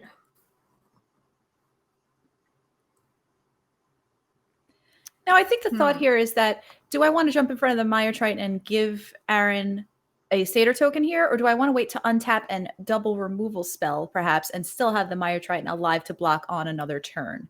So it looks like Caroline's going to opt to jump in front of that Rimrock Knight anyway and take care of that, turning it into at least a 1/1 Satyr token. It's going to actually go for that Heartless Axe on Annex right now. Yeah. Get that one off the battlefield. Doing it in upkeep to make sure that this 1/1 Satyr token that's going to come into play off of the Annex isn't able to attack this turn, preserving us a little bit of life, and saying that we can't play anything to make the Annex bigger before it would make more Satyr tokens. So a very heads up play from Caroline. Oh, Phoenix of Ash, though, from Erin Berich. I absolutely love this card. I love that it's seeing play now. One of the fairer, let's say, costed escape cards from Theros Beyond Death. Yeah. Thank you, Donald, for giving us that beautiful red card here. And it looks like this Phoenix is actually going to be kind of difficult for this Croxa deck. We don't really have a ton of ways to exile cards in our main deck. So this is possibly going to be a really pesky card for Caroline to have to deal with. Gets her second Maya Triton down. Has Bloodchief's Thirst available, though targets are not ideal. Oh, did mill that Skyclave Shade, though. So that one can come down. I love those free 3/1s. Love it, love it, love it. Nicole's just like I can't in get the over it. corner I'm made. with like these black pom-poms and like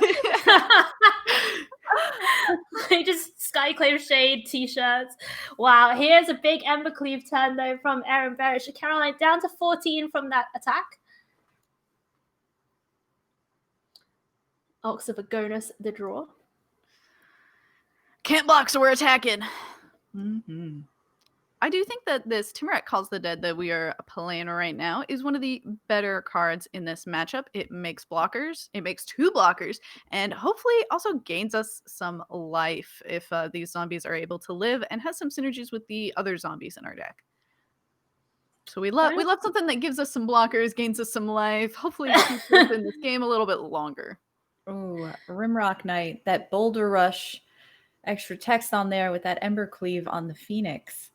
That's a lot of damage. Yeah, it could be very scary indeed. Let's see what Aaron decides to equip this Embercleave to. It is going to go on that Phoenix. And here we go. That is a 5-power flying double striker. Caroline down to 4 after that attack. This bird is just like, strap me up. I don't know how I'm holding this Embercleave, probably with my claws, but let's go.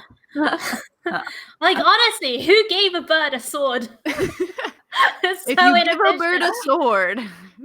But Caroline finds a Shatter Skull smashing. That can at least delay this Phoenix for a little while. Yeah, then it's a 3-3, but we can't attach the Embercleave on the next turn. So it at least, keeps us in this game for a tad bit longer. Yeah, hold back this zombie just in case there's something that could show up to deal a lot of damage really quick. We don't want to worry about that too much. Go ahead and take care of this Phoenix, at least for a little bit. At least for a while, yeah. Bonecrusher Giant in hand though for Aaron Birch. And that stomp representing, could represent 2 damage to the face here for Caroline as well. This is a tight one. Can Caroline stabilize from this position? It's going to be a little tough, but I do think that it is certainly possible.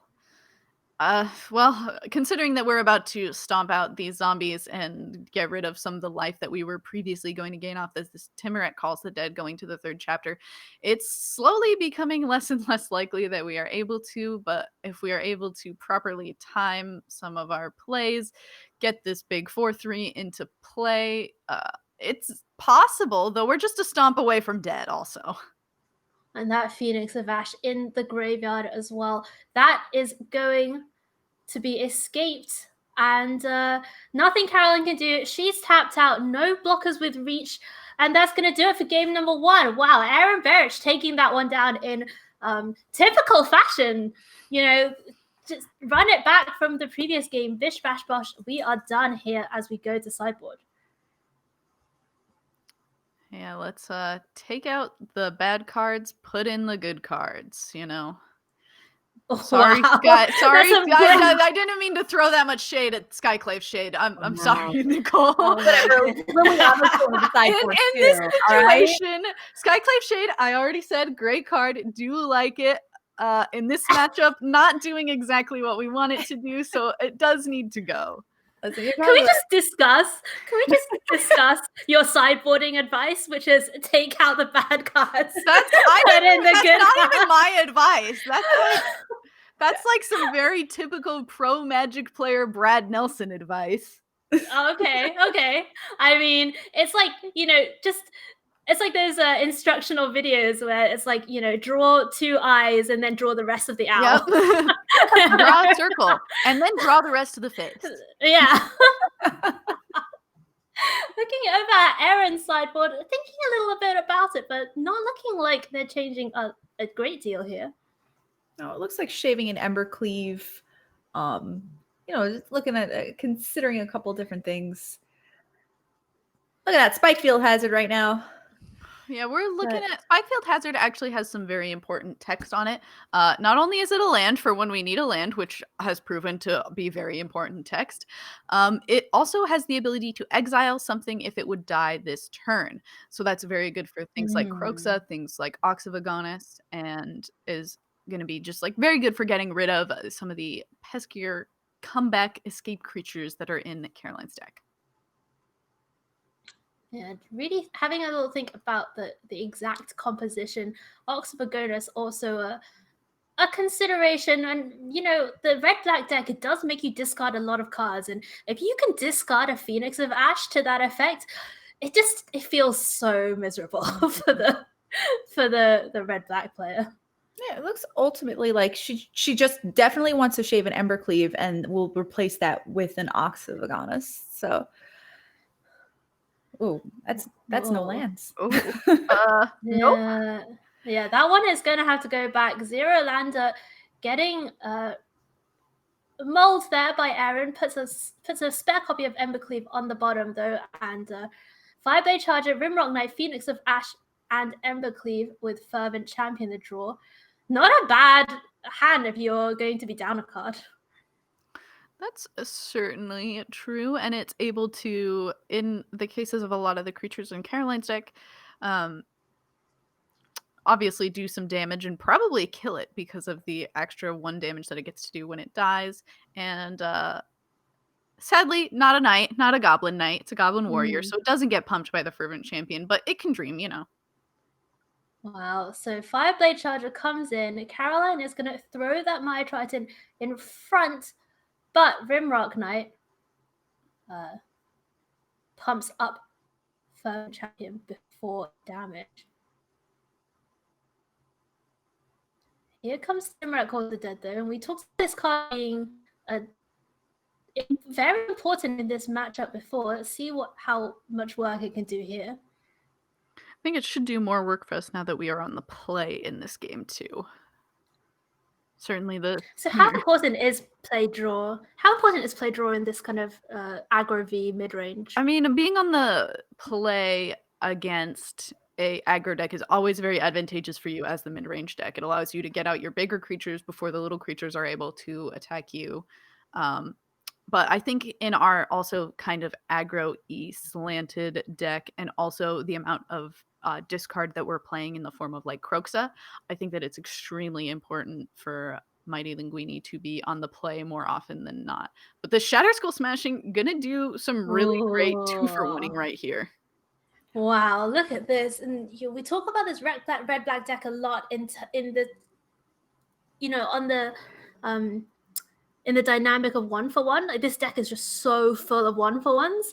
But sometimes when you're a card that could be a land is a 2-for-1, that's just insane to me. And I think Shatter Smashing, certainly one of my favorite cards from Zendikar Rising. One of the differences that you see in this game as opposed to game one is Caroline is able to control Aaron's battlefield and keep her down on creatures. So preventing something like an early Embercleave or getting too wide to not have enough blockers for that. So that has been just an absolute stark contrast from game one, where Caroline really couldn't wrangle in what Aaron was doing. Yeah, this Annex, Harden in the Forge. But this Phoenix of Ash going unchallenged for now, although there are a couple of Heartless Acts available in hand. Both of these players doing a little bit of hinting back and forth for 2, but Crocs is going to try and push up a little bit more damage, pump up the jams as we escape. And, you know, Aaron, living off the top of their library, finds Torbran, Thane of Redfell. That's a good one to find off the top of your deck. Oh, no. I was just going to say, Aaron living off the top of her library, you know, what's she going to find? Yeah, why not? Just find Torbran. And you don't care if draw. this Annex dies, because you get to make a bunch of 1/1s, which also work with Torbran. Granted, they don't block, so that part's a little unfortunate. So maybe we hold back to block the Kroxa. But Phoenix of Ash is going to be able to do quite a bit of damage with this Torbran being the little falconer on the ground as it soars through the air.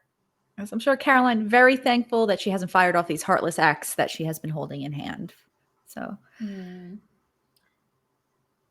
Phoenix of Ash, we're gonna get ooh.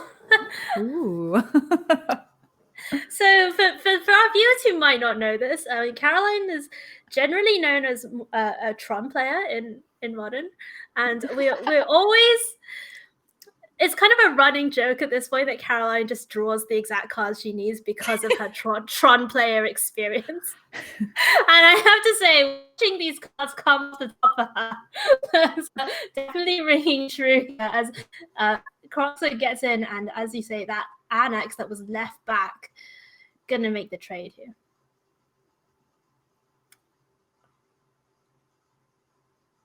God, Phoenix of Ash is so good. Yeah, that card is quite important in this matchup.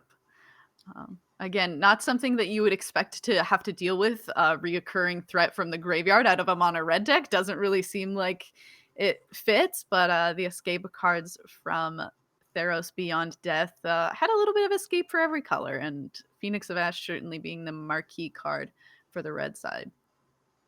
So Caroline thinking a lot about what line to go for here. Looks like it's going to be leaving up the removal.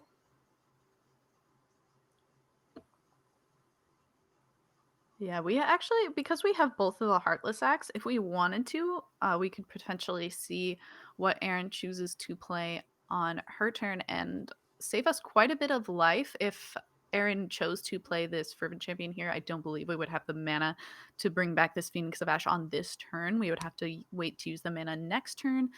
I also am not sure how many cards are in graveyard currently. We don't have a great way to check that. But we could just be saving ourselves a lot of life this turn by using both of these Heartless Acts, both on the Phoenix of Ash and the Torbran.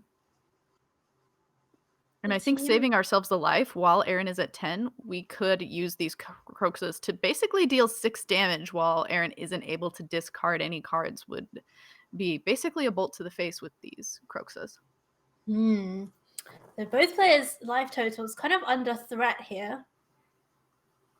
Fervent Champion is going to be blocked by this 2/2 zombie. This is a kind of tense game, though, because we're able to see while Caroline's life total could potentially be under a little bit more siege because of the red deck's innate aggressiveness, Caroline just has more cards in hand, and Erin doesn't know what those cards are. Obviously, she could be making assumptions about what she thinks they are, but she doesn't really know. And so it's kind of scary to make these attacks not knowing what your opponent is going to be playing or could potentially have. And I think that the red-black deck kind of has the ability to be a little bit explosive on certain turns. And we see Caroline continuing to respect the possible aggression to come out of Erin Barich's deck as well, and keeping back this zombie as well as the 6/6. But yeah, that's going to do it. Erin Barrett scoops it up. But, I do want to talk about the way that Erin played that game as well.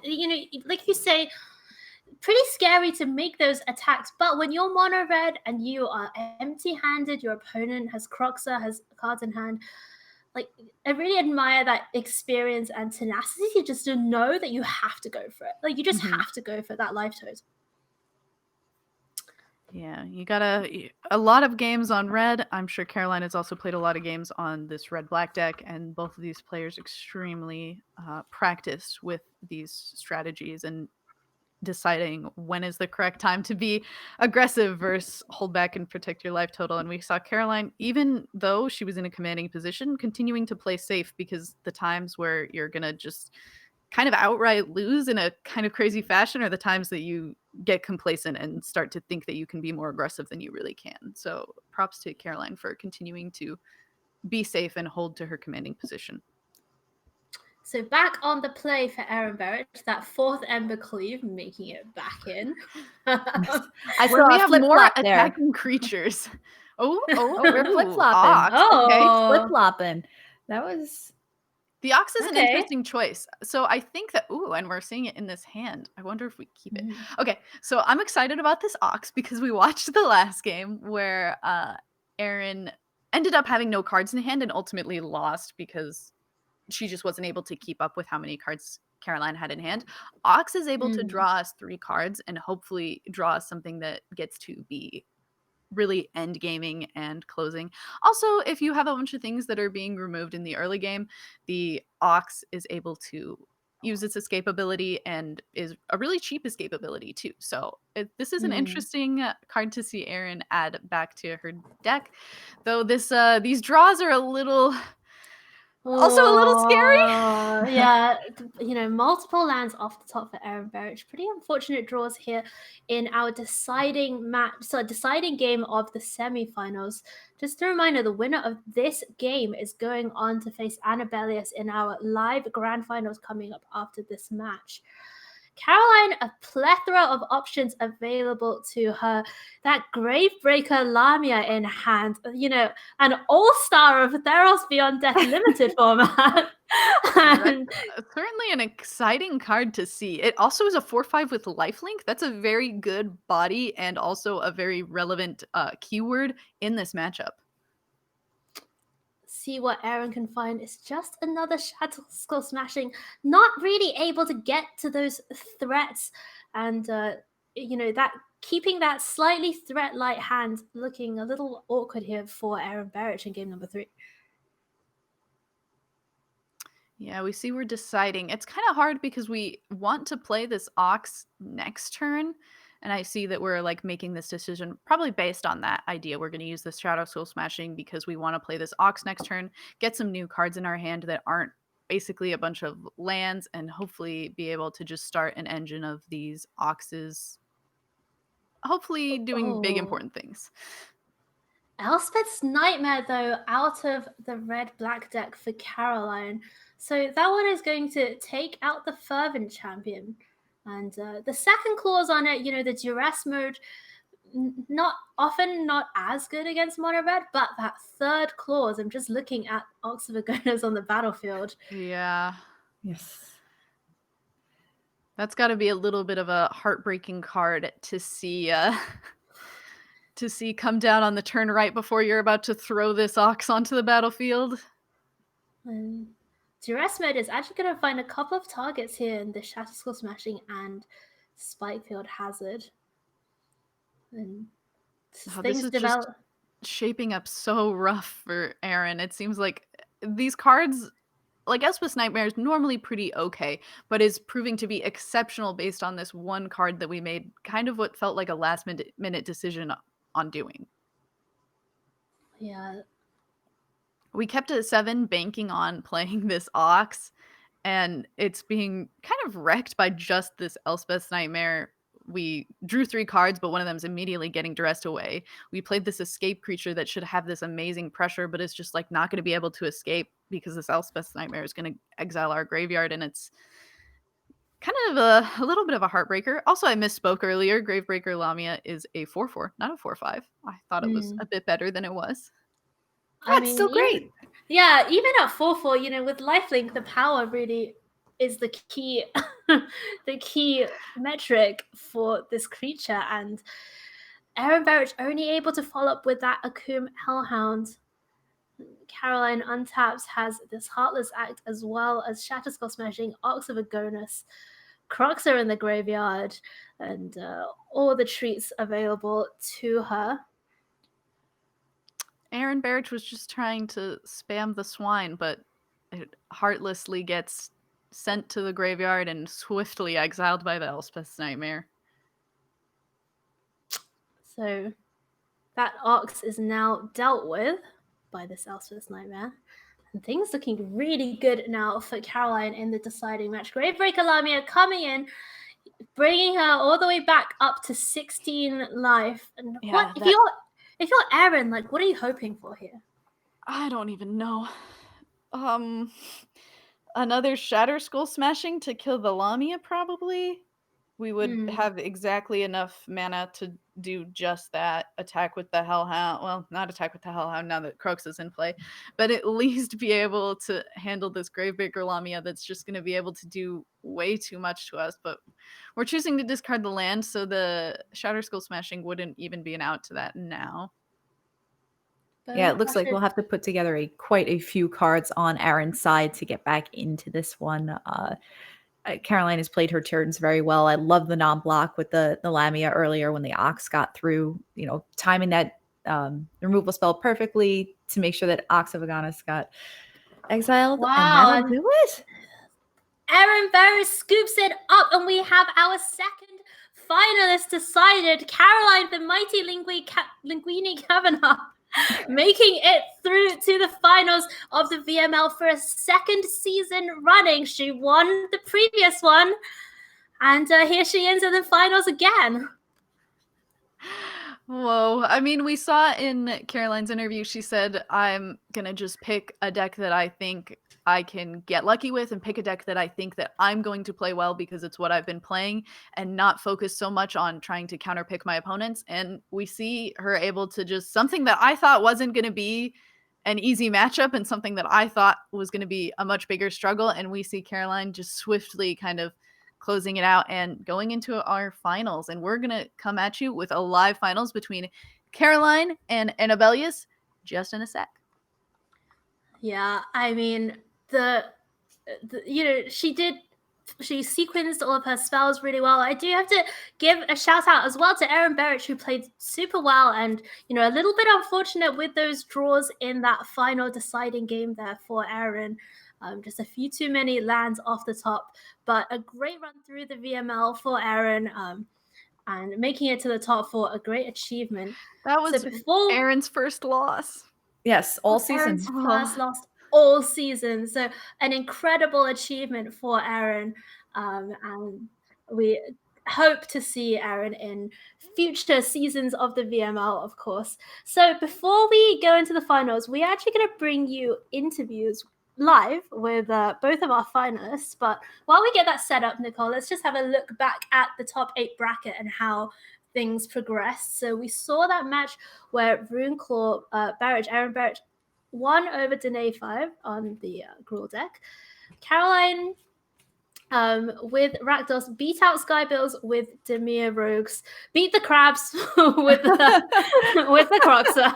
No more crabs. They're all gone. They are all gone. And then in the lower half of the bracket there, Tanya with Green-White Yorion winning her quarterfinal against Piper Powell, but then losing out to Annabelius, who in the round of top 8 beat Luta Scooter, who was our third Dimir Rogues player. So Dimir Rogues really not doing that well in this top 8 metagame. No, I surprisingly so. It was the most popular deck. 3 out of our top 8 players brought it, although all 3 Rogues decks were rather different. Luta Scooter, as we talked earlier, had the Shark Typhoons in the main. Piper had Loris as a companion, and Skybills was just playing the Loris in the deck. So it was 3 definitely different takes on Dimir Rogues, but unfortunately not any one of those 3 making it through to the top 4. So it's interesting because I think a lot of the reason for that is that a lot of these players were expecting more Yorion decks in this top 8. And I think that kind of reflects a little bit of what we're seeing in the standard metagame as a whole, where Yorion was really the breakout deck of the post-ban period after Omnath went. And then now we're actually seeing the metagame really adapt to that, and these lists that like Rogues really coming out on top, leading to kind of a crash in the popularity of some of these Yorion builds that we've been seeing. Yes, like last week in the VML for the top 24, we did see quite a few Yorion decks. We had a tie, I believe it was 5 blue-white and 5 green-white. So 5 is the companion and 5 just for main deck Yorions. And there was only 1 Blue-Black Rogues player last week at a top 24. Ooh. So it was quite a flip in the script for this top 8 this week. So, but I think we're all ready to go with our interview here. All right, so let's interview our first finalist, and fresh off her semi-final win, it is Caroline. Caroline, congratulations for making it to the finals a second year in a row. There's something extra sparkly about you tonight, and I can't tell what it is.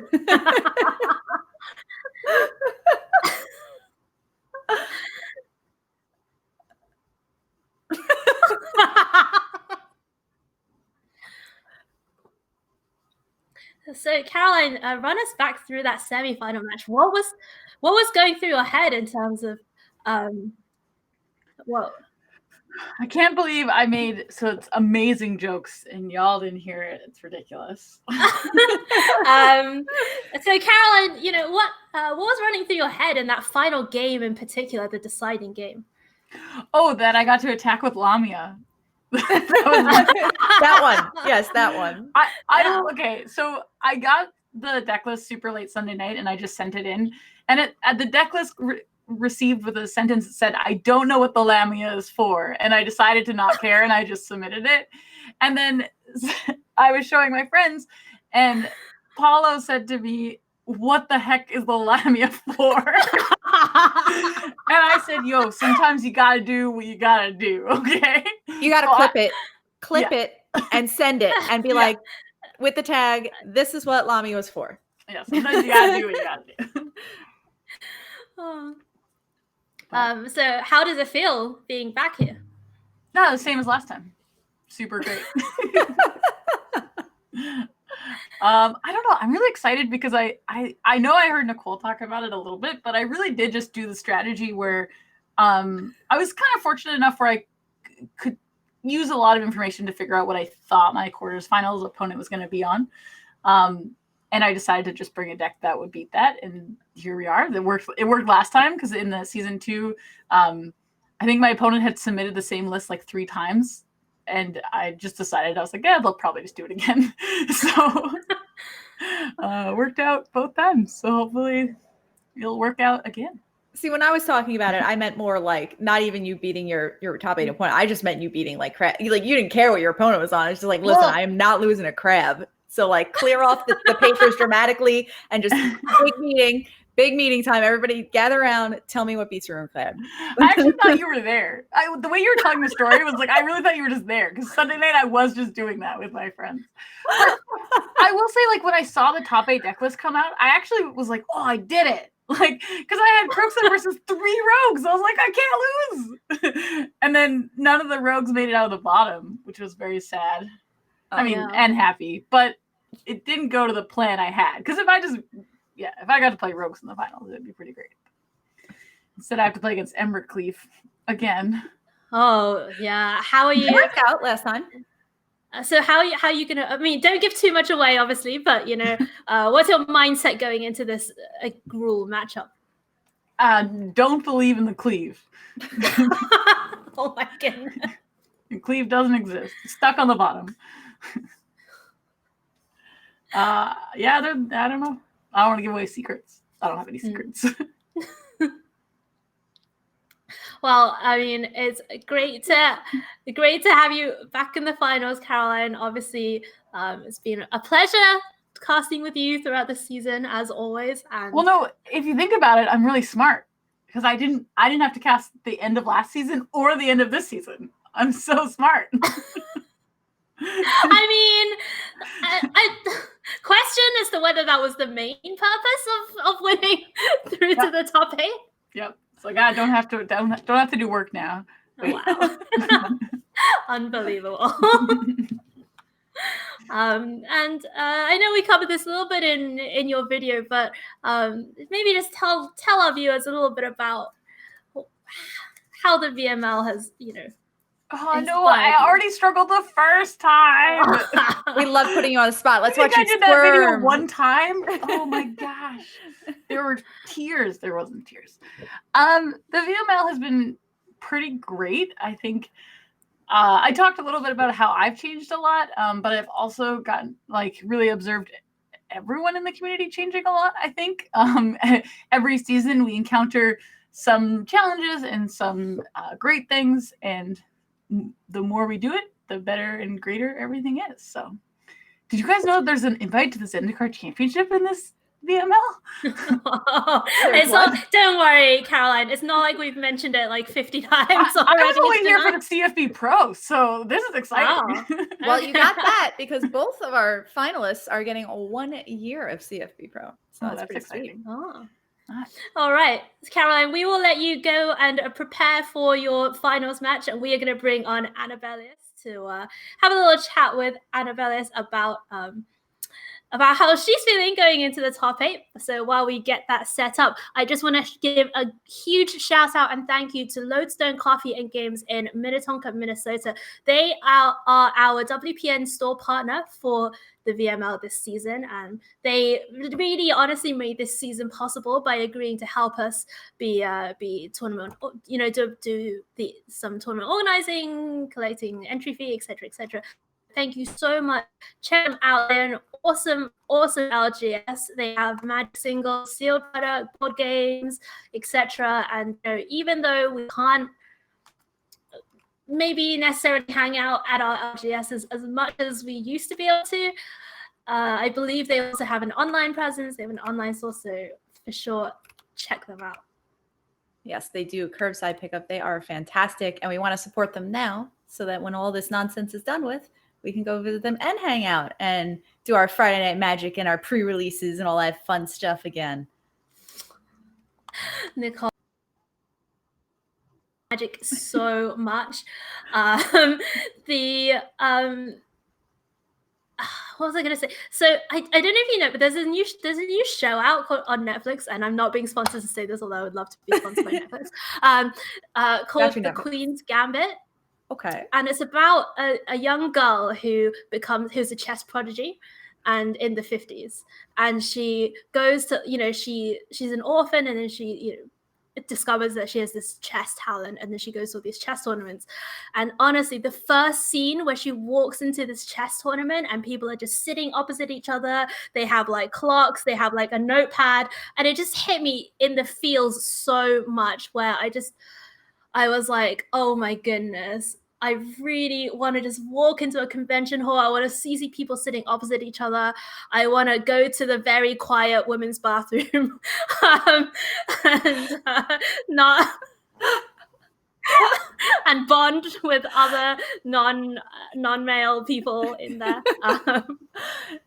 Yes, that is actually one of my favorite experiences at Magic tournaments too. So go figure. Yeah, and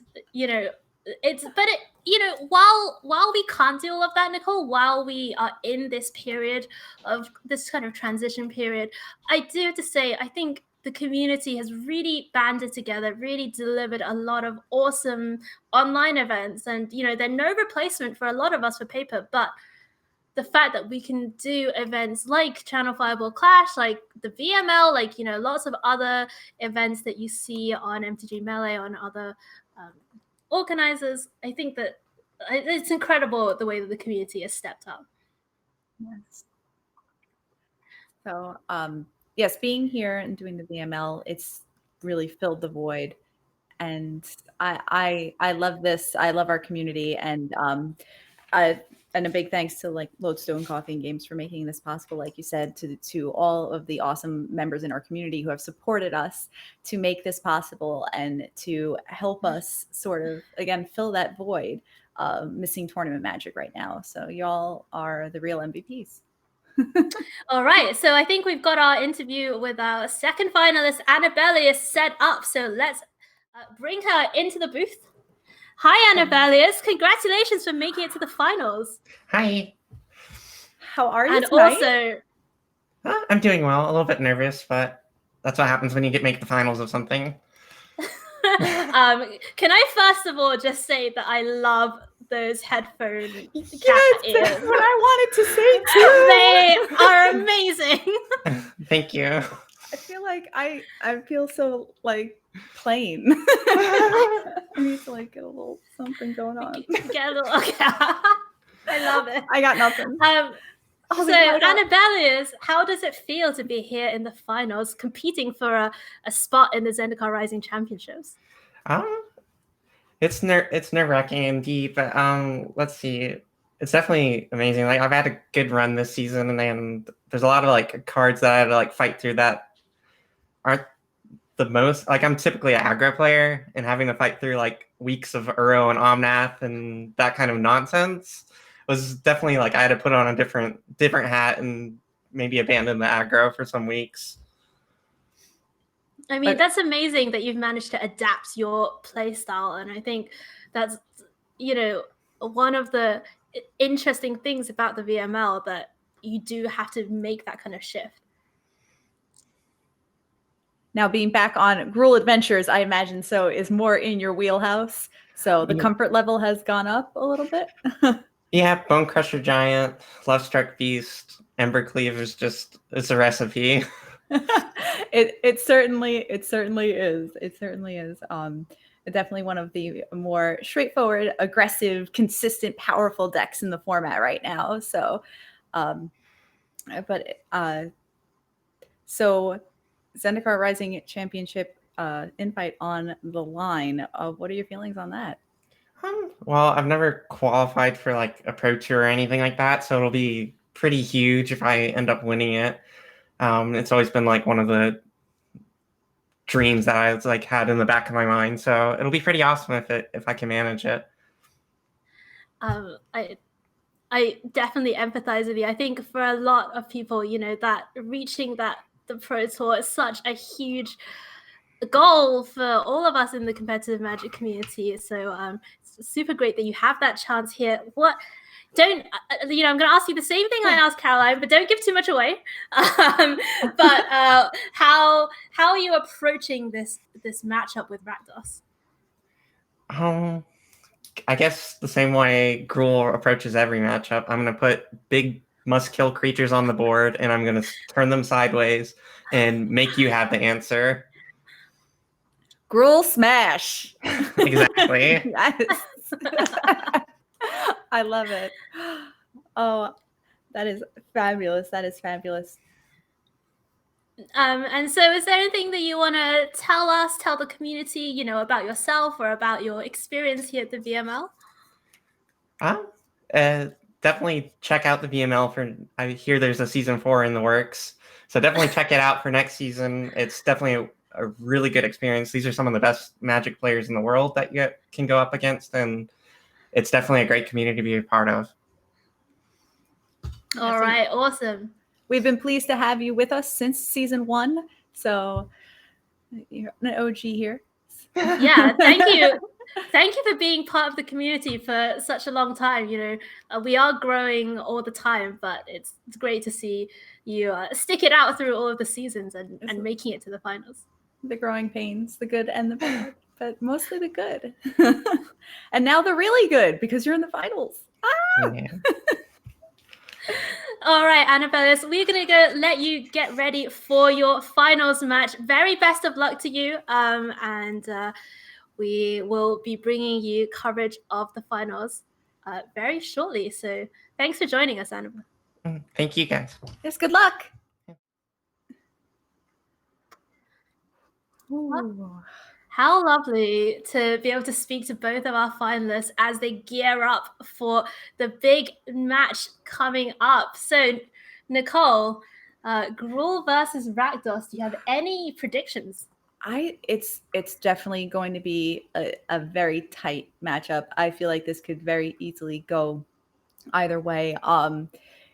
It depends. Again, if Caroline is able to control the board on Annabellius' side to kind of keep her down on creatures from, keep from making that Embercleave really good is pretty much what you have to have in the back of your mind at all times whenever you play against that card. So if she's able to do that and kind of get a better presence on the board than Annabellius, then I can definitely see Caroline moving forward. Again, though, on Annabellius' side, her goal is just to put everything out there and turn it all sideways, just get it across. She's just going to be like pushing out threat after threat and being like, deal with this. Okay, then deal with this. Okay, then deal with this. So it depends on who can execute their game plan better and faster. And honestly, it's probably as close to 50-50 as I can imagine it going.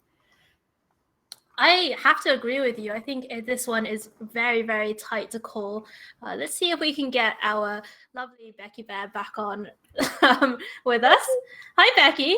Hi. Did you enjoy our interviews with our finalists? Yeah, they were beautiful. I'm very excited to get into these matches and see who we're crowning as our Season 3 champion. Do you have any predictions, Becky? Ooh. I think that this is going to be actually a really close one, and we've been seeing a lot of like really quick matches because we just had a lot of aggro decks registered to kind of like hinge against what a lot of the rogues decks were going to do, and all of our players who did that obviously made good choices because none of the rogues decks made it past the top 8. So it makes sense that those people picked that and had it kind of go their way. And now we're kind of these both like aggro / mid-rangey kind of style of decks. And I think that we're going to be in for possibly a longer game.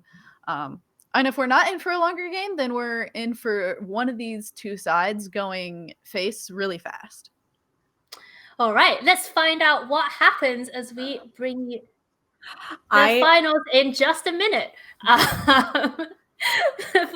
We've just got to get both of our players, get them into their seats, get the headsets on, get their deck boxes out, put the tokens on the table. Now, tokens to throw people off, obviously, even though deck lists are open and they know. You gotta throw out the like illusion token, even though neither of them are playing the Yorion deck. I like that. Do you think we'll see Brave Breaker Lamia in this matchup again? Oh, that's a good question. I want to hear the answer to that one. I want to hear the answer to that one too. Hopefully, we will be able to see the answer to that question as we are getting into it. Let's go! Grand finals time here at the VML. One of these players going to the Zendikar Rising Championships. Let's look at the opening hand here for Annabellis. Double Questing Beast Embercleave. What do you think about that? I don't think that's fast enough. I think we need to be going faster, and we need cards that are going to stick on the field, as we're likely going to be having to discard a few cards if there are Croxes in the hand of the Mighty Linguini. So I think that like while this is tempting, we're going to ship it back. Perfect. This is more aggressive. These are things that we can get onto the battlefield and get the game going. Oh, Scavenging Ooze in the opener for Annabellis against Croxa. This card is so important. Yeah, I do. This is quite an amazing 7-card hand. Like if this had been our 7, like I would have said that we were great.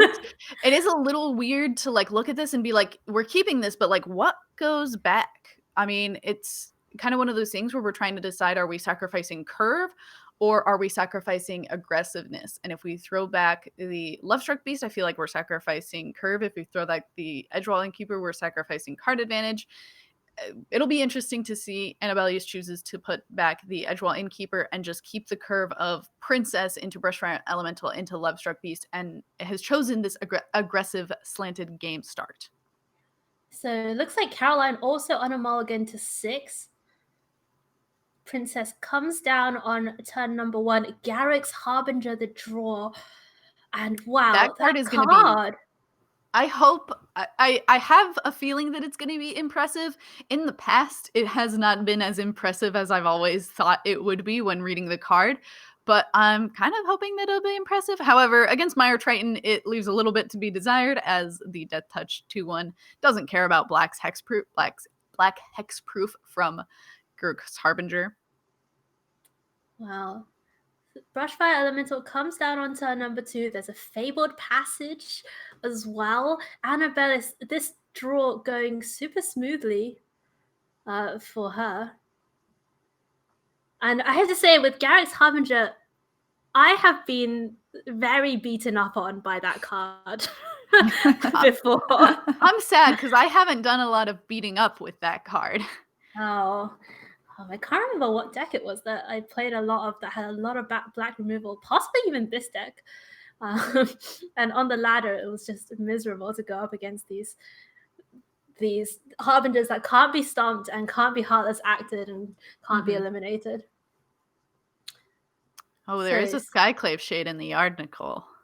Yes, but there's also a Scavenging Ooze in Annabellis' hand. So I'm trying not to get too excited. Right. Okay. Now, this is a big turn, because will Annabellis choose to play that Scavenging Ooze and eat the Skyclave Shade, or can just play the Harbinger, which, besides being a decent body at a 4/3, presents a very hard to remove threat outside of combat. So it'll be very interesting to see what she decides to do here with this turn. Both a hard to remove threat and a possible card advantage engine if it ever is able to connect with the Mighty Linguini's life total. Yes, and it looks like Harbinger will be the play. Lovestruck Beast still in the wings. I guess that was a choice too, but it wasn't as exciting. So It was No, not definitely fair. definitely. Yeah, it was definitely not as exciting. Just I mean, because it's not exciting doesn't mean it possibly wasn't the right play, but it's more fun for us to talk about the exciting plays that could happen.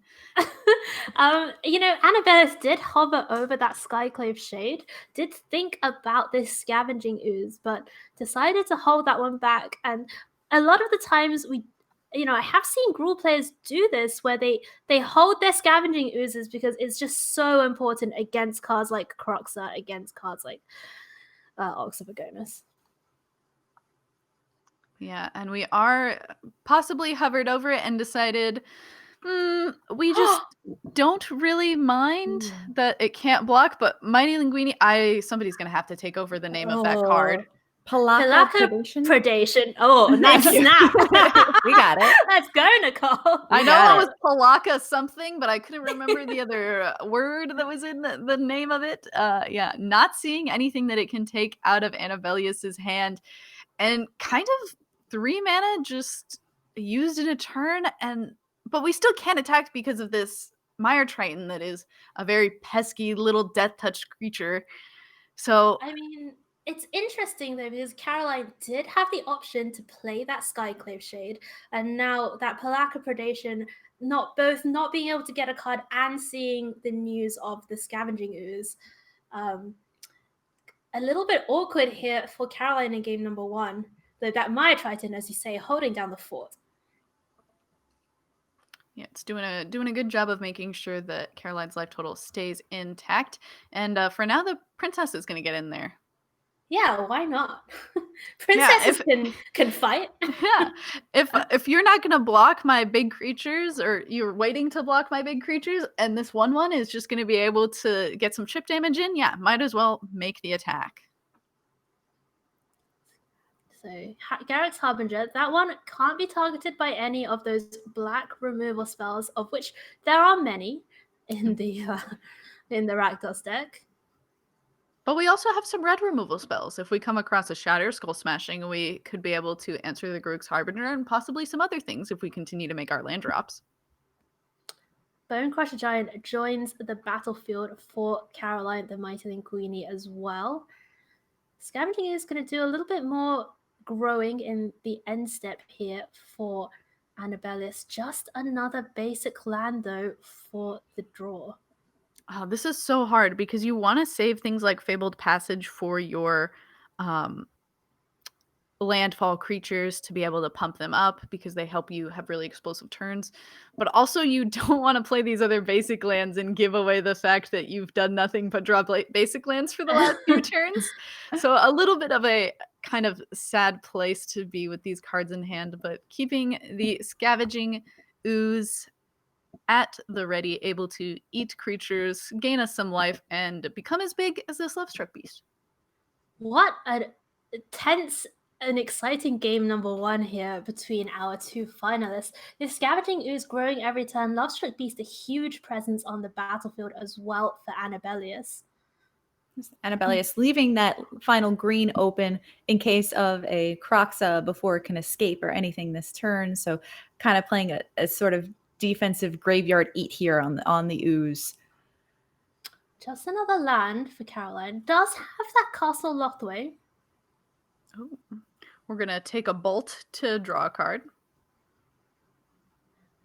I mean, I've taken 7 to draw a card. Yeah, no, I've definitely at multiple points since Castle Lochswain has been printed thought to myself, am I okay with taking 7 to draw a card? And the answer has been yes quite a few times. So look, greatness at any cost, like our friend Dark Confidant says. Brushfire Elemental though off the top for Annabellius, and rewarded that for one, holding on to this Fabled Passage. Yeah, and that one cannot be blocked by the Maya Triton. So this is going to be an absolutely huge attack here by Annabellius, coming in for 10 damage. All right, looks like this Lovestruck Beast probably going to be blocked unless it gets Heartless acted. Continuing to hold the Scavenging Ooze back as we're very highly valuing its ability to eat cards out of the graveyard of the Mighty Linguini. I'm a little sad that the princess didn't get in there again. I think bringing Mighty Linguini's life total down to 10 could have been very important, and we could likely assume that the Mire Triton was going to go to blocking the Lovestruck beast to preserve our life total, but keeping it back just in case, and the Scavenging Ooze eating up that Mire Triton out of the yard, and an empty board on the side of Caroline, but 4 cards in hand to Annabellius's 1, and the 3 creatures in play. Caroline finally finds the answer to this Scavenging Ooze. Bloodchief's Thirst, going to target it for just 1 mana. One of the most impactful cards, dare I say, on the new standard format from Zendikar Rising. Ignore the fact that Omnath existed.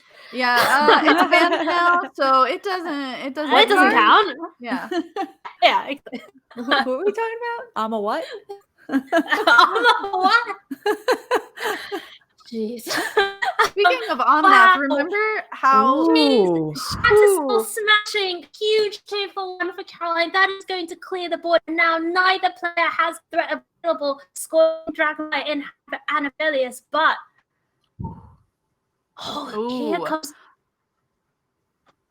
Well, yeah, here's Scorching Groxer, Dragonfire. Scorching Dragonfire does have the important text of exile if that creature would die this turn. So that Croxa, though coming down and getting us to discard the last card in hand, is going to the exile, so it won't be able to be escaped. We are in kind of a I spoke too soon because Caroline just had another one. Jeez, second Croxa for Caroline. Last card was a land. Annabellis just finds another Fabled Passage off the top, and now things kind of evening out here.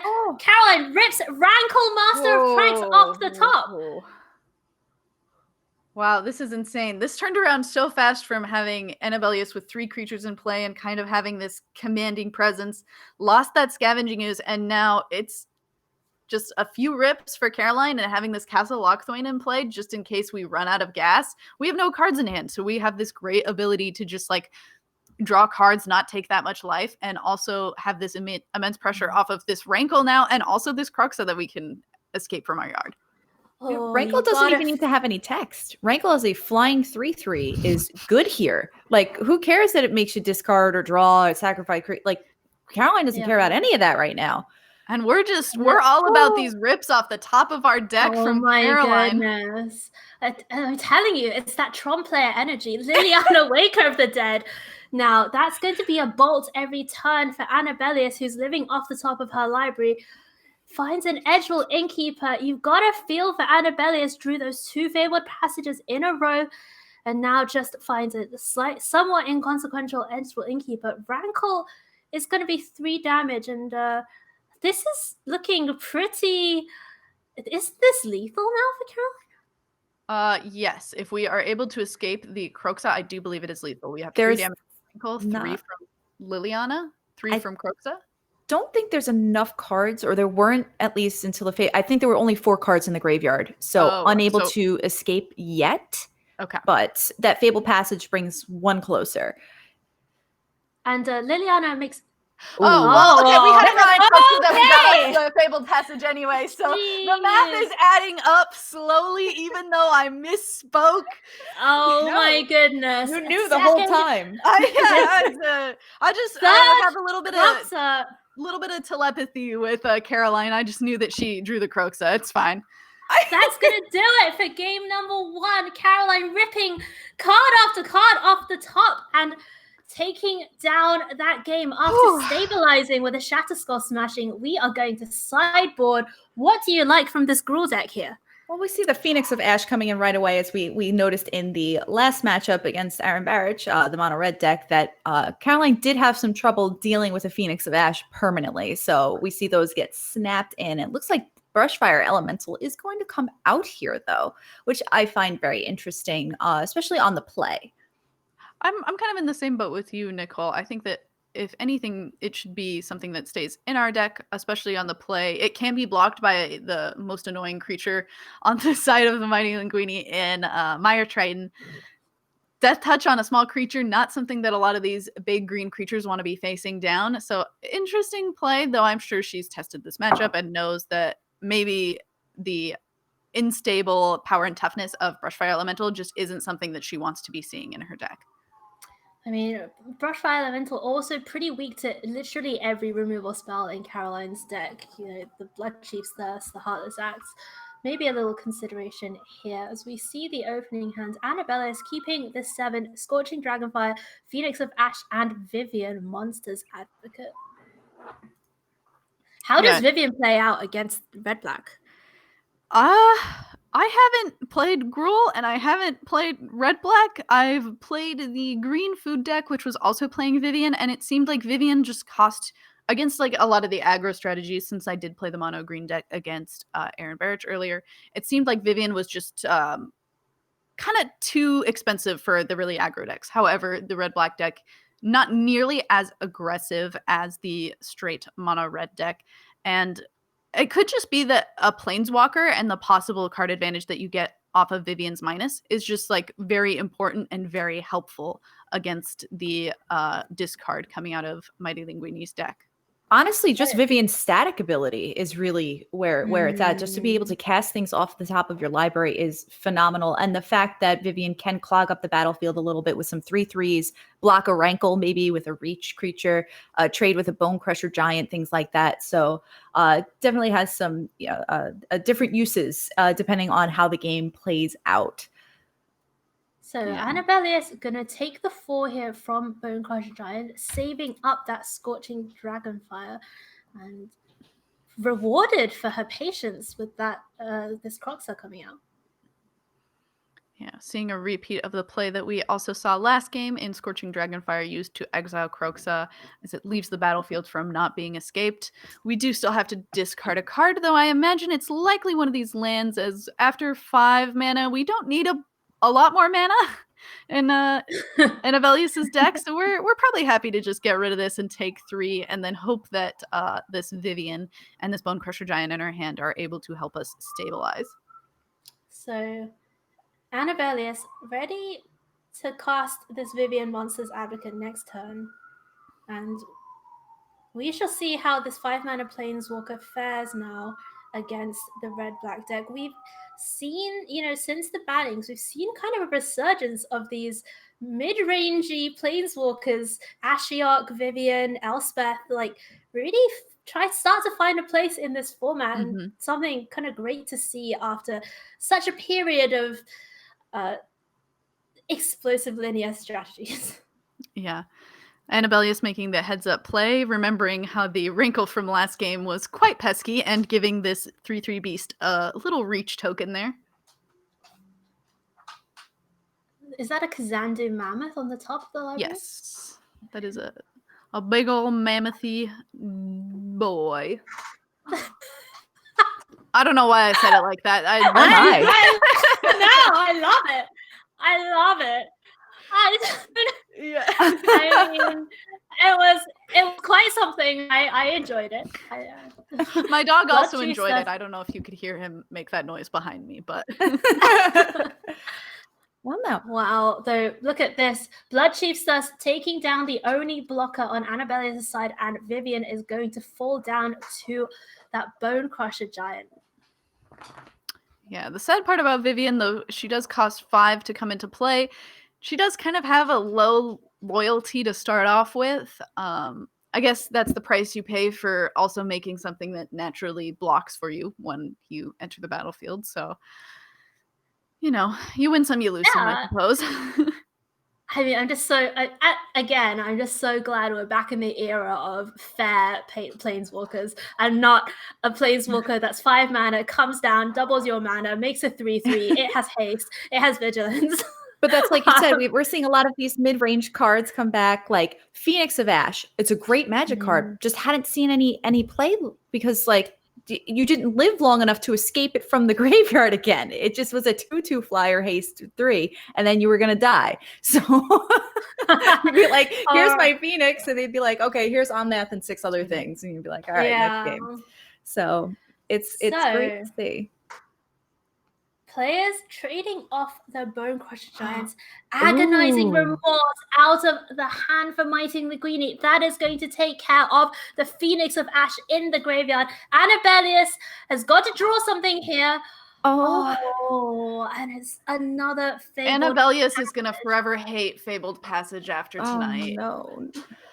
Who can blame her? Like, these fabled passages have been brutal, really not writing the story that she would have wanted coming into the finals. Bonecrusher Giant going to get in. Cross our Annabelle fingers for no Croxa. Timrat Calls the Dead is not Croxa. Yeah, that is not a Croxa. Croxa ends the game, so Anything that doesn't end the game, please. That's a land. One card left in hand for Caroline now too, though. So, but a much better board presence. Yeah. Okay, let's see what Annabelius can find. Huh. It's a Lovestruck beast. Wait, this keeps. I mean, assuming no removal spells. Yeah, this at least keeps us in the game, and if we are able to keep the 1/1, at least it can block the 4/3. It's at least keeping us in the game. It's hard to imagine what things we need to rip when we are at 3 life, and quite a few things in Mighty Linguini's deck simply kill us from 3 life. But we're holding on for a dream here. So Timrat Calls the Dead does not mill a Croxa. That would have been an instant win. Blood Chief's Thirst, though, in hand from Caroline the Mighty Linguini. That takes out the Lovestruck beast. So this princess can jump in front of Bonecrusher Giant. Annabelle is down to 1 life. Oh my goodness. Oh my goodness. Forrest Has she done it? To do it. Back to back? Back to back. It is back-to-back victories for Caroline the Mighty Linguini Kavanagh. And look at that lovely little Hedron. Yeah, blowing some little Hedron kisses, throwing out the good game emotes. emotes. Oh my god. Great sportsmanship from our players, but Caroline has done it. She is our Season 3 Grand Finals champions. Oh my goodness. Wow. Oh my gosh. Caroline Kavanagh is going to the Zendikar Rising Championship weekend. Let's get on here. Yeah, come on. Let's get Caroline out of here. Becky, there were no crabs. Nowhere. Nowhere. No more ruined crabs. Wow. What an exciting finals. What an exciting finals between our two matches.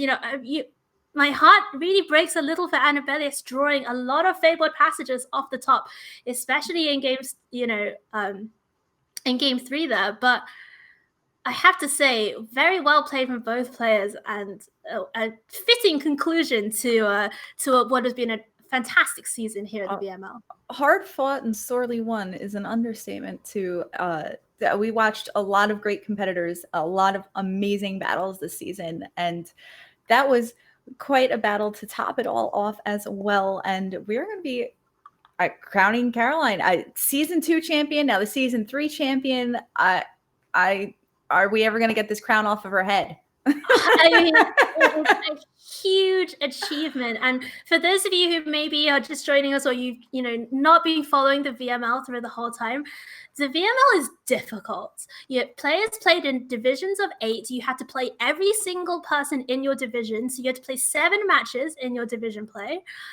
You had to play a different person every week. You had to bring a different deck every week. You had to know the metagame every single week. You had to predict what was going to happen. And, Caroline has battled through it all to become champion of Season 3 of the VML. Caroline, congratulations. You're going to Zendikar Rising Championships.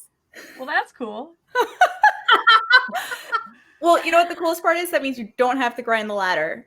Yeah. Okay, no, seriously. I have skipped every freaking ladder. It's the best part. I worked so hard to skip the ladder, and now I can't even play. What the heck? So tell us, how do you feel? Yeah, how do you feel? Well, I yelled out loud, and then my roommate yelled out loud because he was watching me. And I was like, wait, I haven't attacked yet. That Twitch delay. I have to emote first. Don't you know how it works? You have to say the heart emote. It's important. I don't know. Those games didn't go the way that I had tested them, so I don't know. Does that mean you lost in testing, or A lot?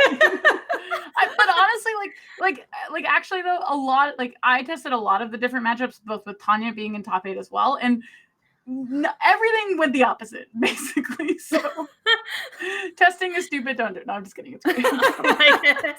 Wow. Great advice from our VML Season 3 champion. and that's how the champions stay on top. They just tell everybody else, "Don't test. It's dumb."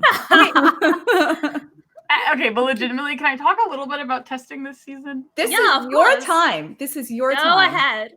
Well, I've been thinking a lot about this. I know that you've talked about how grueling it was, and 9, 8, 12 weeks, all of 2020. Who knows? It's really hard to tell.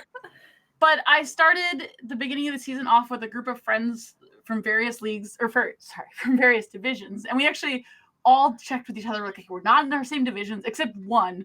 Tanya and Chantel were in the same division, but they agreed it was okay because they were playing the last week, which is ironic because they actually played for a spot.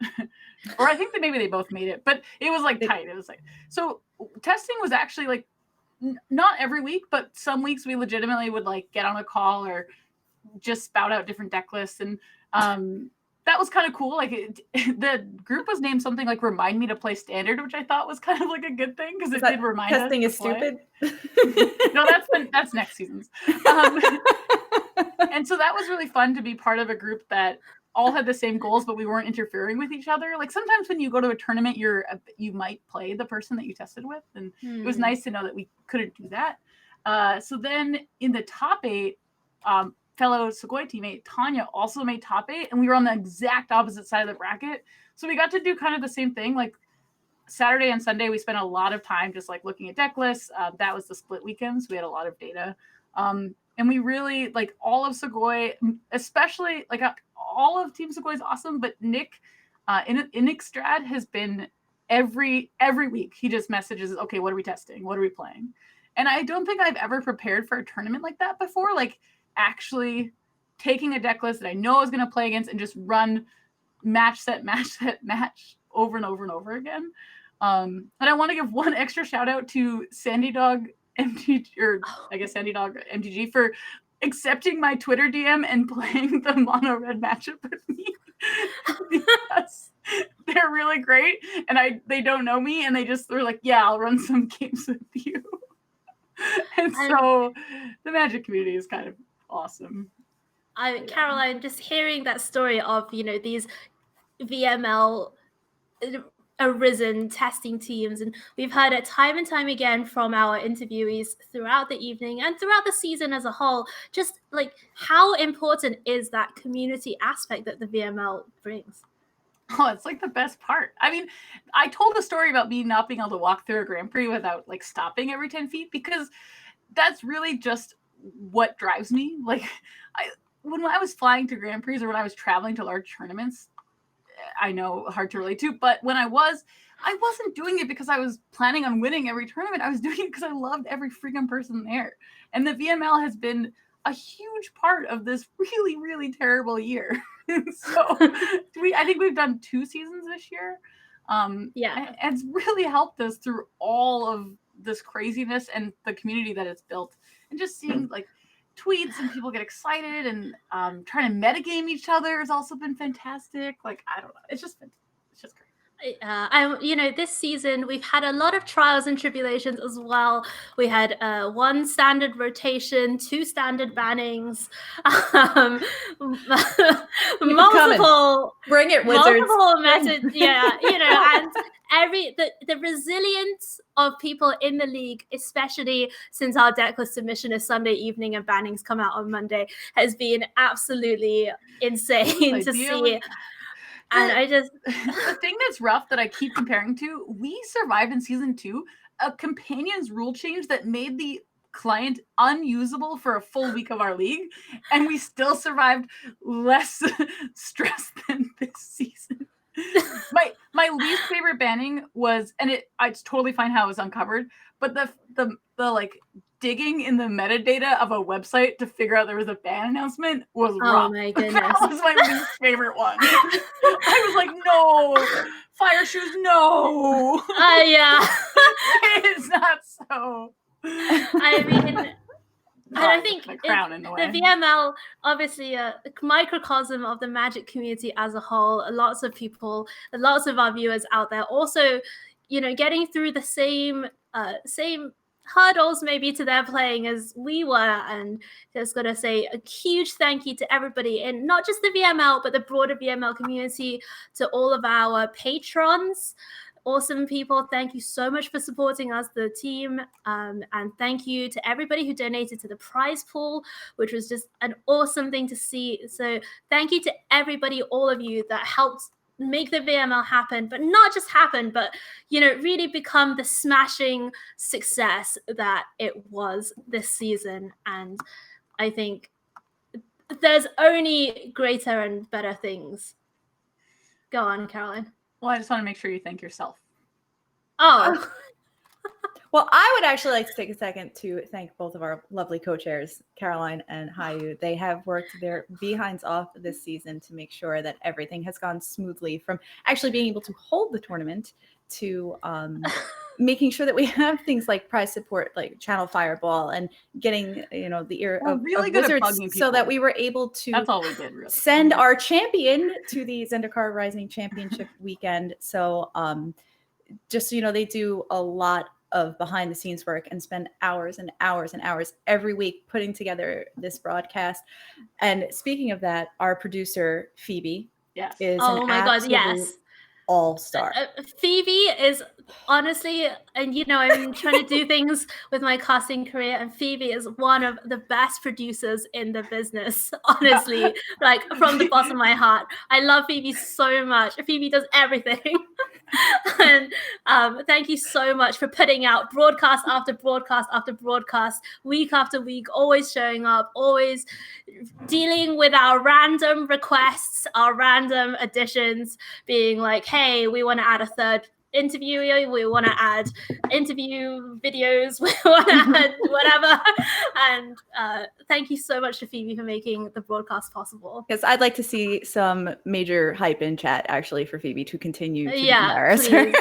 A round of applause for Phoebe. Yes, please. This has been amazing. Absolutely fabulous. And I guess around Sorry, these are to I'm sorry, is that two towers or no? Yeah, it's two. Oh, we don't have time for this story. Don't worry. I just wanted to highlight my Tron luck because I used it in game 1, like a lot. I was like, okay, well, if I don't draw the thirst, I die. And I drew it. And then I continued to draw gas while my opponent did not, unfortunately. So yeah, thanks, Tron. I'm gonna say, I think my favorite part is when you stomped face at like end of their turn or something. You like stomped face when they were at like 14. I'm like, I decided that I was gonna have two. I was gonna have 2 Bonecrushers, one that have attacked Vivian, and then there would just be 8 power on board. I don't know. I decided that I was clearly the aggressor all of a sudden, so I might as well be aggressive. Explain it. I'm just telling you, I loved it. Like when you did that, I was like, because we couldn't see your hand, so I was just like, man, she's ready. She's turned. Yeah. You can't. I forgot you couldn't see my hand.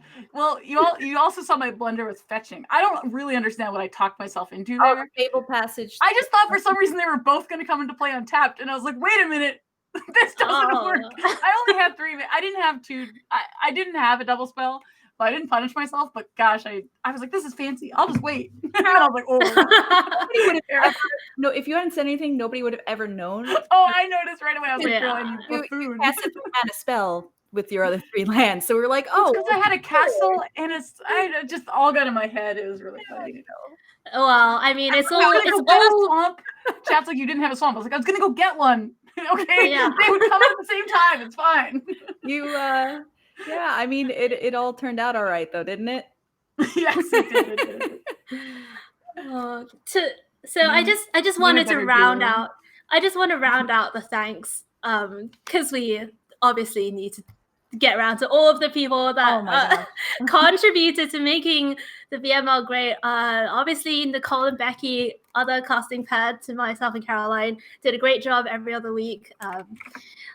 Thank you to Aspirant, who host and are the TO of the VML. Thank you to John, who's the owner of Aspirant. Thank you to everybody who's played in the VML. Thank you, obviously, for joining us. 64 huge 64 of you signed up And in that's when we had to 20 tap out. in 48 hours. We couldn't 64 of you more. signed up. It was unbelievable. We are definitely going to be bringing you season 4. We have got bigger and better things to announce, obviously, every single But maybe, season. like, So if we do it like in 2021, take a break. oh wow, we'll see. We'll see when it goes. Huge thank you to Channel Fireball for getting us those subscriptions as the prizes.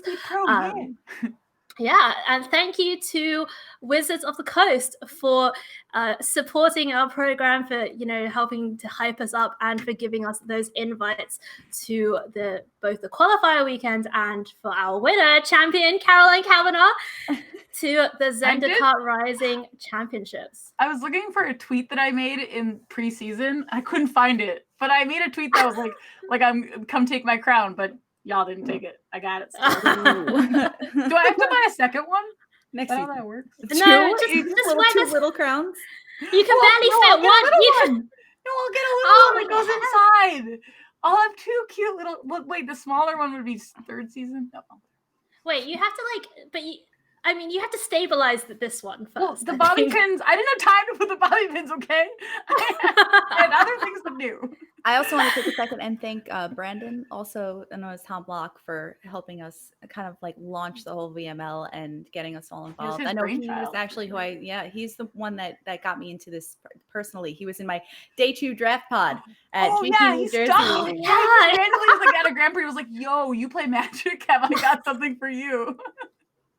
No, it was absolutely wonderful, and has changed my entire life. So, but the work that he has done with the VML, like you said, it is his brainchild. It was his, and I could not be more proud to be a part of this, and more proud to be a friend. Yeah, I mean, I think you make a great point, Nicole, in that, you say that it's really changed your life. And I have to agree. I think that the work that we are doing here at the VML is so incredible, because, everyone knows this and we don't have to rehash it, but people in our demographic, people of marginalized genders, really have a tough time in some tournament situations, in the Magic community sometimes as a whole, and there's still that lingering doubt also, can non-men be good at Magic? And we are just out here every single week showing that it's not just men that are good at Magic. We are here, we have a huge presence, we're here to stay. People are making top 8 of the grand finals, people are making the Zendikar Rising Championships. And for all of you out there, if you have friends who you think would be a good fit for the VML, send them our way. We would love to expand our community further and really become that mainstay in the Magic community, really representing and fighting the good fight for all of our competitors. So huge thank you to everybody who's made this possible, and you've not seen The Last of Us. Is that a promise or a threat? I don't know. Wow. A little of column A, a little of column B. So, Caroline Kavanagh, champion of VML seasons 2 and 3. Any last words to round out our broadcast tonight? Come get it. Come get my crown. TM, you don't actually get this crown. It's mine. All right. But maybe I'll get you if you win, I'll get another one. Yeah. All right. If you want to connect with any of us, our Twitter handles are down there. Nicole, how are people gonna find you on the internet? I am LadyOfTheCrease on all my socials, actually. So, Twitter, I actually don't really have any other socials. So I was thinking about that. I was like, wait a second. But I mean, I guess it is my tag in Arena and everything. But Twitter's the best way to get at me. Caroline, if people want to see more Truck in action, how can you do so? You can follow me on Twitter at MightyLinguini.